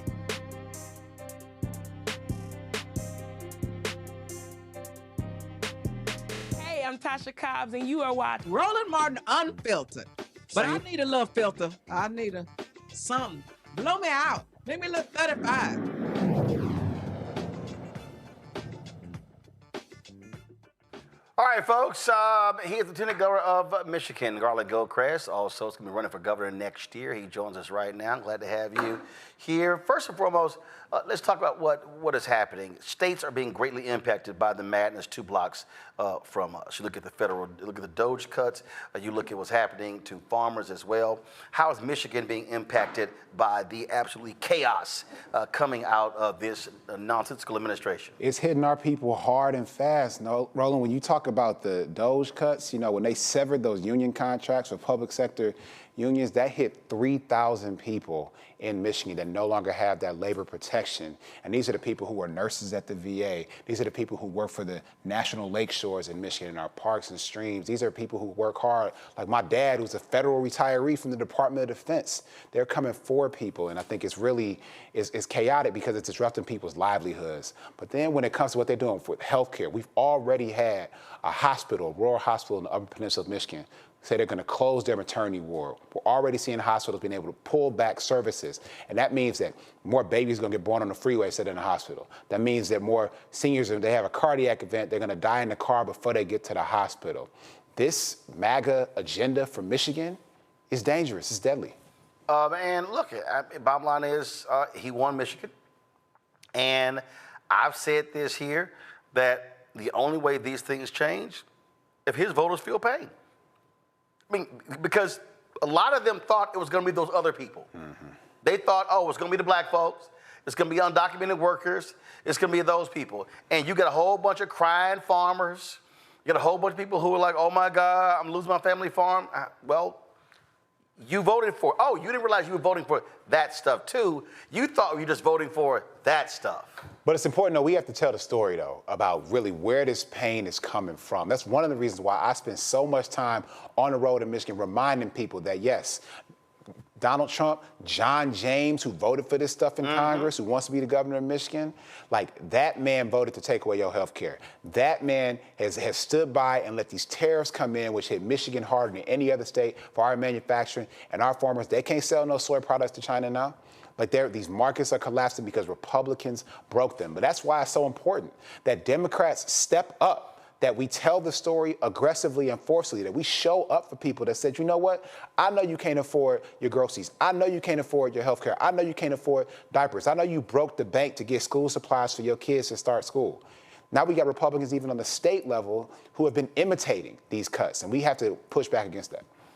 To your point, to that point about messaging, that point about how do you tell that story? How do you convey that? That to me is also the weakness, because what I believe is that Democrats are fearful to go into red areas and have the conversation. And my deal is they have to. They got to go in there and say, oh, I know your county voted 70% for Trump or whatever the number is, but let me be real clear. Here are the stats on how your county is now being impacted by that. And I think the folks' vote has to be thrown back at them to say, hey, you can't sit here and blame it on Biden and Harris. Can't blame it on your county voted for this. So now what are you going to do? Oh, so now you want to come running to us to save you after Trump and MAGA screwing you over. Well, look, you cannot get votes from people who you will not go see. So look, as Lieutenant Governor of Michigan, I've been to all 83 counties in Michigan at least 3 times. I will go and see anybody in Michigan anywhere at any time and talk about, what's important and what's urgent for you right now, what you're worried about, how expensive things are, how it's not working. Yeah, that's what this president did to you. So now we need to talk about what you need to do to them. You need to make sure that those who support them get out of there and out of the way, that we elect strong leadership in Michigan that's going to push back against that and make something happen to protect people, but then actually position them to be able to pursue their dreams, position them to be able to afford to be in Michigan and succeed. The people who are worried they're never going to be able to afford to buy a house. Well, like perfect example, it's a whole bunch of Teamsters in Michigan, and they wouldn't endorse Vice President Kamala Harris. The Teamsters president, Sean O'Brien, spoke at the Republican convention. He's made it clear he's going to be funding Republican candidates. And so even though Biden and Harris saved the pensions of $600,000, and so this is where, to me, again, this is where if you're Democrats, you say, hey, Teamsters, we tried to tell you. Now you so again, folk want to, like I've seen this everywhere, they want to come run to Democrats. Can you help us? Can you save us? You cut your own throat because you supported him. Well, look, I'll take that people know that Democrats can actually solve the problem. I'll accept that. But we also, maybe we need to separate the leadership from these organizations. Maybe the people who are actually the rank and file union members who are feeling that pain, not the wealthy people who are running it. Maybe we can show them that this is what their opportunity is to vote for something different, to make something different happen, and that you have the power. This stuff just does not have to happen to you. You can make something different a real reality in Michigan. Questions from the panel. Zabor, you first.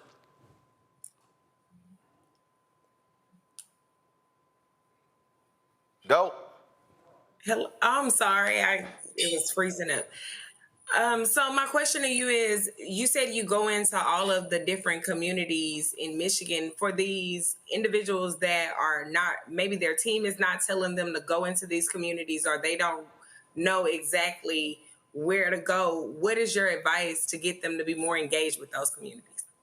I mean, you can't get the support of people you're scared of. So I have no advice for leaders who are too scared to go meet their people. I'm not built like that. You know, I come from a community that believes that only way you can connect is through having a conversation. So they have to really boss up and say, if we want to serve, if we want to lead, we got to go see people and maybe have an uncomfortable conversation. But I've talked to people who are frustrated about not being able to afford their housing. I've talked to people who are frustrated because they've been working the same job for 5 years and finally got a raise and their rent went up the same amount as their mortgage. But why did that rent go up? Because their landlord is squeezing it. Why is their landlord allowed to squeeze them? Because too many of these big corporations that own these properties, they've been allowed to just do whatever they want. People want leadership that'll hold people accountable so those prices can come down and they can be able to afford to be in Michigan and succeed. And that's something that I think leaders need to be able to go and tell that story about what they would do about the problem that people are articulating to them right now. I'm going to do that. So maybe they can, take my lead and they can see that as a model for how they need to move forward. Nola. In addition to that, thank you so much for your remarks. In addition to the model that you're suggesting, I'm very pro Southern strategy. I'm very pro outside of the Beltway strategy, any sort of strategy. And I know that a lot of politicians are about where's the win going to be.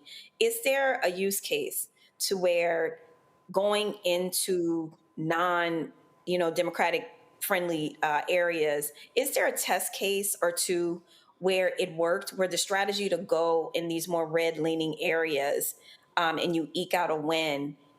Perhaps, can you add that to your model as you go in and you talk to some of these electeds when you talk about strategy? Is there something that they can see on paper, like, no, this actually works? Yeah, the model includes going everywhere. I'll give you the example of Macomb County, Michigan. I've been on the ballot twice with Governor Gretchen Whitmer in 2018 and 2022. Now, in 2020, Democrats lost Macomb County. In 2024, Democrats lost Macomb County, but we won it. Why? Because I spend time there. I talk to those UAW members. I talk to those hospital workers. I talk to those janitorial services folks and understand what's important to them so that when it's time to vote, they believe me. They know I'm going to be the one who's going to be there for them. I even talked to that Trump voter who had signed a mortgage for her first home, Roland.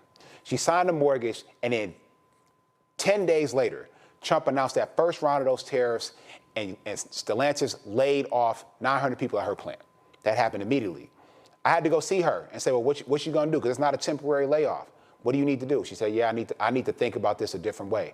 This wasn't what I voted for, but now I need to make something different happen. So we gotta give people that option, and you can only give people that option. You can only show that you're an alternative if you're willing to be there and sit with them and work with them. So I know what it takes to win in a place like Macomb County. And the reason that national reporters, when they come to Michigan during presidential elections, they go to Macomb County is because that's a place that can swing either way depending on how much they trust the candidates who they put in front of them. And the way you build trust is by showing up.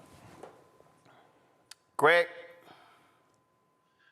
Thank you, Roland, and thank you, Brother Gilchrist. Ask you a quick question. What do the numbers look like with regard to what's the number you think you need to hit to bring voters who typically, and I get not running as for a donkey, but hold on, Greg, your signal is breaking up. So restate your question. Yeah, it was like jittery there. Restate your question. Oh, okay. Let me very quickly and thank. Yep, it's still doing the same thing. Hold on for a second. Yeah, let's do this here. Let's take off. I would do this here. Take off the earbuds and then. Am I okay? There we go. Oh, there we go. Okay, thank you, brother. It was his earbuds, Nola. It was your cricket Wi-Fi. Nola, stop. Don't even trip. Y'all crazy. We fixed his problem in 10 seconds, Nola. You froze 5 times. You froze 5 times, Nola.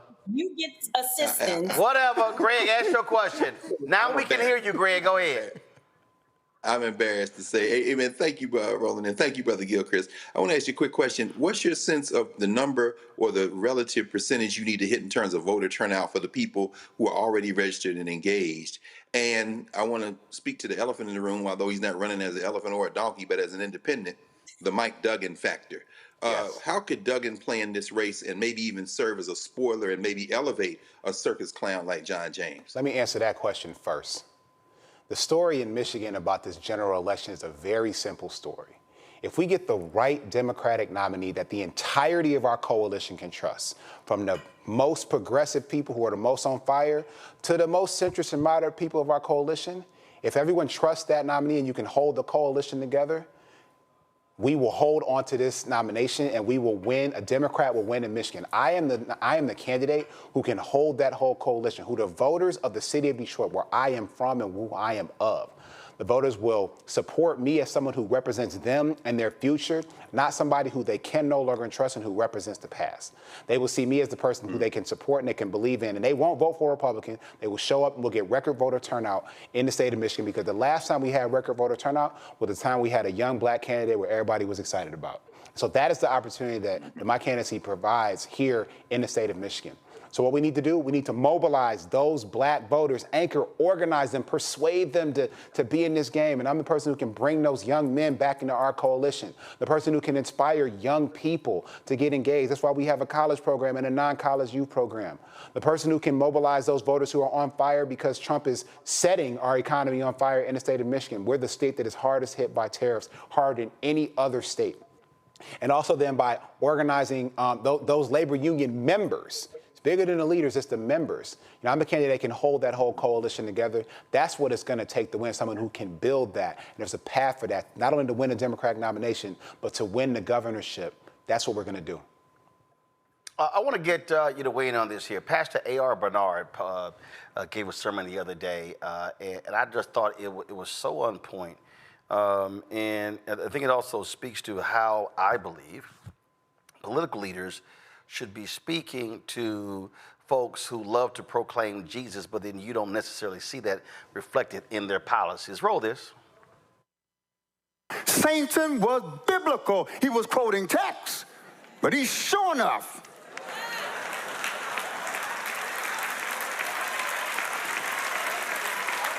he was tempting Jesus to use his power, authority, and influence recklessly. And we can't have people in power and authority and using it recklessly.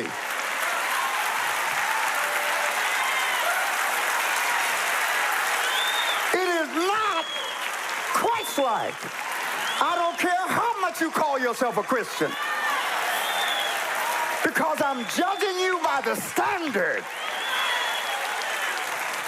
The one that said, I'm the way, I'm the truth, I'm the life. Every other way, every other truth, every other life must be judged by my standard.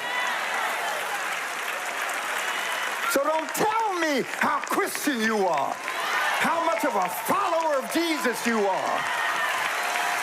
And you're engaged in activity that marginalize, disenfranchise, strip, and leave people in poverty. No. Don't you tell me. That is not the Jesus of the text.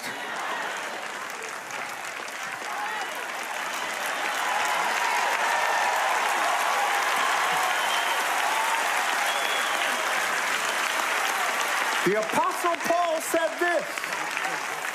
He said, when those who don't know the law do those things that are written in the law, come on, which means you can be Christ-like and not even biblical.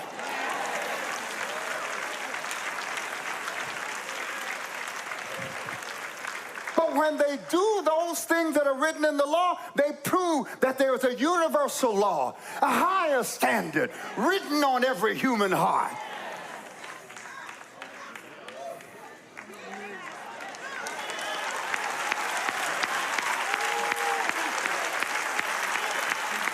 So we've got people throwing scripture at us, justifying their activities because they find and support it with the text. But there's only one judge that I have.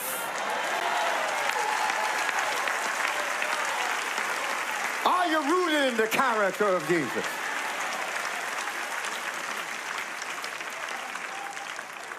It's not either or. It's not one or the other. It's both and. Because you could be Christ-like without the text, which means you have no guardrails.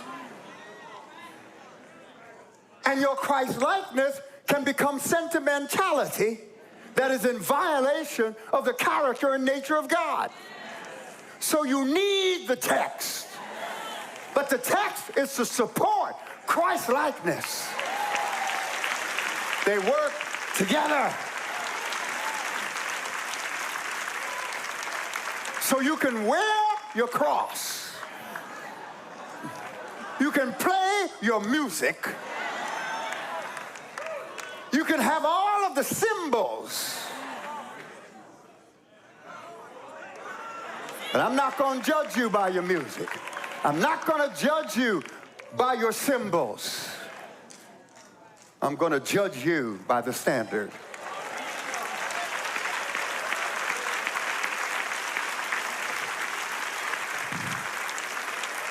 You can't politicize my Jesus. You can't nationalize my Jesus. You can't culturalize my Jesus. Because at the end of the book in Revelation, John says, I saw a multitude of people from every nation, from every language, from every culture. And that was a picture of the kingdom of God. So I want to play that because what I have long maintained, that Democrats who are people of faith have been weak. They have allowed these white Christian nationalists, the conservatives, to own the cross, own Jesus. And what I've said to politicians is, my deal is, we had a huge debate a couple of years ago where I went after a pro-life. I said, no, y'all ain't pro-life, you're anti-abortion. I said, you ain't pro-life if you cut Medicare and Medicaid, if you cut food benefits. And to me, that's how I would be going directly at the right here by saying, if you want to talk about what Jesus spoke about, here are the things he talked about and challenge them on that. I just think too many Democrat candidates run from that fight versus run to it. Well, first of all, Democrats need to be comfortable talking about their faith, period. I was raised by a Baptist minister. I talk about my faith more than any Democrat in the state of Michigan because it's important and it connects with people. But we also know that faith without works is dead, and what we have to show is that disconnect. That's what the pastor just said. The Bible is more than the verses. It's the actions that it inspires, the actions that it describes. That is what we need to emulate, not just the words that people said. Jesus did things. He helped people. He served people. He listened to people. He connected with people. He wept for people. He showed up. He was the great intercessor. Like, in order for us to serve, we have to do the same, which is why, again, I go back to, you cannot serve people you are scared to go see. So this is a full contact sport. This is football, not tennis. We need to go and be with people and sit with them and let them know that they can trust us. When people don't trust you and they don't see results, that's when they leave. But if they trust you and they know you can deliver for them, people who in Michigan who tell me about how their daycare bills are more expensive than their mortgage. They trust me as a problem solver that can guarantee daycare because I've already delivered 1,400 new child care facilities in 13 months in the state of Michigan. Now we can guarantee that for every parent and every family. But you got to go see somebody to tell them that eyeball to eyeball. You have to see somebody and let them know that they feel you and you feel them. And what they're going through, they can do it. And that is an act of faith. That's an act of faith, not only in God, but that's an act of faith in human connection. And we have to have that. We can't be scared to run away from that, Roland. Also, I think it's, listen, the Bible talks about Jesus turning over tables. I mean, my deal also is you got to be willing to take a fight to folk. That's right. And I just think that, I just believe that we're in this moment. The public is demanding, show me somebody who is fighting for me, who's fighting for right, who's fighting for the proper values, and who is going to articulate that. A fighter has to believe something. Any boxer you talk to, they got to believe. They got to believe that they are the best, that they can win, that they can overcome. And if people don't see what you believe, then they won't believe that you're going to fight for them. But if they see you believe in them, that's the beginning of knowing that you're going to fight for them. And then and when you waffle. Yeah, they can smell that. That's not real. But no, that's why, look, when they see me, when I show up, there's somebody who's been here before. There's somebody who's going to be there again. There's somebody who's going to work with me and fight for me. If I'm in the room, they're in the room. That's what we need to know. That's what we need out of our fighters. Absolutely. And I was looking at this here. So you've been Lieutenant Governor 2 terms under Gretchen Whitmer. Yes, sir. You've already announced. Is she endorsing you? She has not endorsed me. Well, she said that she will not endorse me. Okay, well, I'm going to say this here. No, put the camera on me. I'm going to say this here point blank. I don't see how you, Gretchen Whitmer, can pick somebody to be your lieutenant governor which says that if anything happens to me, that person is eminently qualified to be the governor of the state. And for you not to endorse this brother, to me, makes no sense whatsoever, because you clearly wanted the votes that he brought to you in those 2 elections. And this is where you return the favor. And so let me be real clear. He ain't asked me to do this. That's why I asked the question. But to me, I don't understand how you're not running again. And I know you may want to run for president, but let's be real clear. Gretchen Whitmer, you should be endorsing Garlin Gilchrist to be the next governor of Michigan. I don't care what other Democrats are running, but if I pick somebody to be my number 2, that means that I believe that they could be the number 1 if anything happened to me. Well, then that's what you should be doing. So that makes no sense to me whatsoever. And the folks in Michigan should let her know that as well. So that's just me talking. Let's be real clear. Lieutenant Governor, I appreciate you being here, man. Thanks a lot. Thanks for having me, bro. All right. Thanks a bunch. Let me thank Zabor, Greg, and Nola for being on today's panel. Thank you so very much. Nola, go get you some Wi-Fi, please. You want me to send you a Groupon? You want me to send you a Groupon or something? Y'all are so lovely. You about to kill your friend over there. you send you a Groupon? You can send me a care package. Send me all the things. Send me all the things. Yes, Roland Martin. I would appreciate it. If my control room told me one more time Nola froze, I'm like, man, I'm going to cuss somebody. That's right. I sent her a text message. I'm like, get your stuff together. So is that a care package or no? Just to kind of clarify. Take care of yourself and get your Wi-Fi straight. All right. All right. Yeah. Bye. All right, Greg Zabor, I appreciate it. Thanks a lot. Folks, tomorrow, Ellie Mister and I talked about how the Trump folks are trying to tear down the Fair Housing Act of 1968. We're going to have that for you as well tomorrow. Now, coming up, we're not going to break. We're not going to put the control room. Y'all have the panel did earlier? Y'all have it queued up? No, I don't want it that way. Okay, I want it to flow directly from here to there. Y'all, earlier, okay, I need y'all to pull it up. Earlier, y'all didn't follow my directions. I told you this earlier. Earlier today, folks, Congressman Hank Johnson had a panel talking about the judiciary and what's going on. Y'all, it was Ellie Mister, it was Maya Wiley, Christopher Hill, it was Christian Clark. A really important panel. I need you to understand the importance of the Supreme Court, these federal judges, the state Supreme Court, all of this here in Michigan. Of course, the sister who won as well.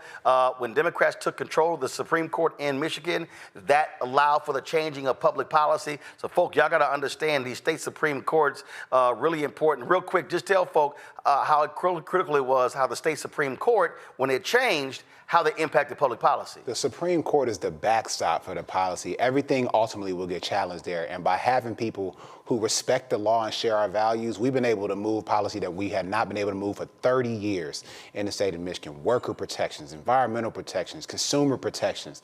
The court helps us make sure we take care of people and that it sticks. And that's why our folks to understand why voting in the state Supreme Court races are critically important. So, you do not want to miss this panel conversation we got coming up next. I'm telling y'all, it is really, really important. Don't forget, support the work that we do here at Black Start Network. Again, our goal is to get 20,000 of our fans contributing on average $50 each a year. At $4.19 a month, 13 cents a day. It raises $1 million. Look, we spend $195,000 a month. The reality is that million covers the expenses for 5 months. And trust me, what we're doing, nobody else in Black-owned media is doing. Nobody. He knows during the campaign I was in his house broadcasting live. What no other Black media doing what I was doing on the road. And so, y'all, we got plans to do that. We plan on being in Michigan next year. We plan on being in North Carolina. Plan on being in Georgia. Plan on being in Texas. You got Aaron Ford, a brother who's running for governor of Nevada. We plan on being there. And so we understand the importance of being able to be on the ground covering the stories. So your support is critical. You want to support us via Cash App. Use the Stripe QR code. You see it right here in the bottom left-hand corner. PayPal's R Martin Unfiltered. Venmo's RM Unfiltered. Zelle, Roland at RolandSMartin.com. Roland at RolandMartinUnfiltered.com. Checks and money orders. Make it payable to Roland Martin Unfiltered, P.O. Box 57196, Washington, D.C. 20037-0196. Download the Black Start Network app. Apple phone, Android phone, Apple TV, Android TV, Roku, Amazon Fire TV, Xbox One, Samsung Smart TV. Be sure to get a copy of my book, White Fear, How the Browning of America is making white folks lose their minds. Available bookstores nationwide. Be sure to get our Black Star Network, Roland Martin Unfiltered swag. You see our T-shirts. Don't blame me. I voted for the black woman.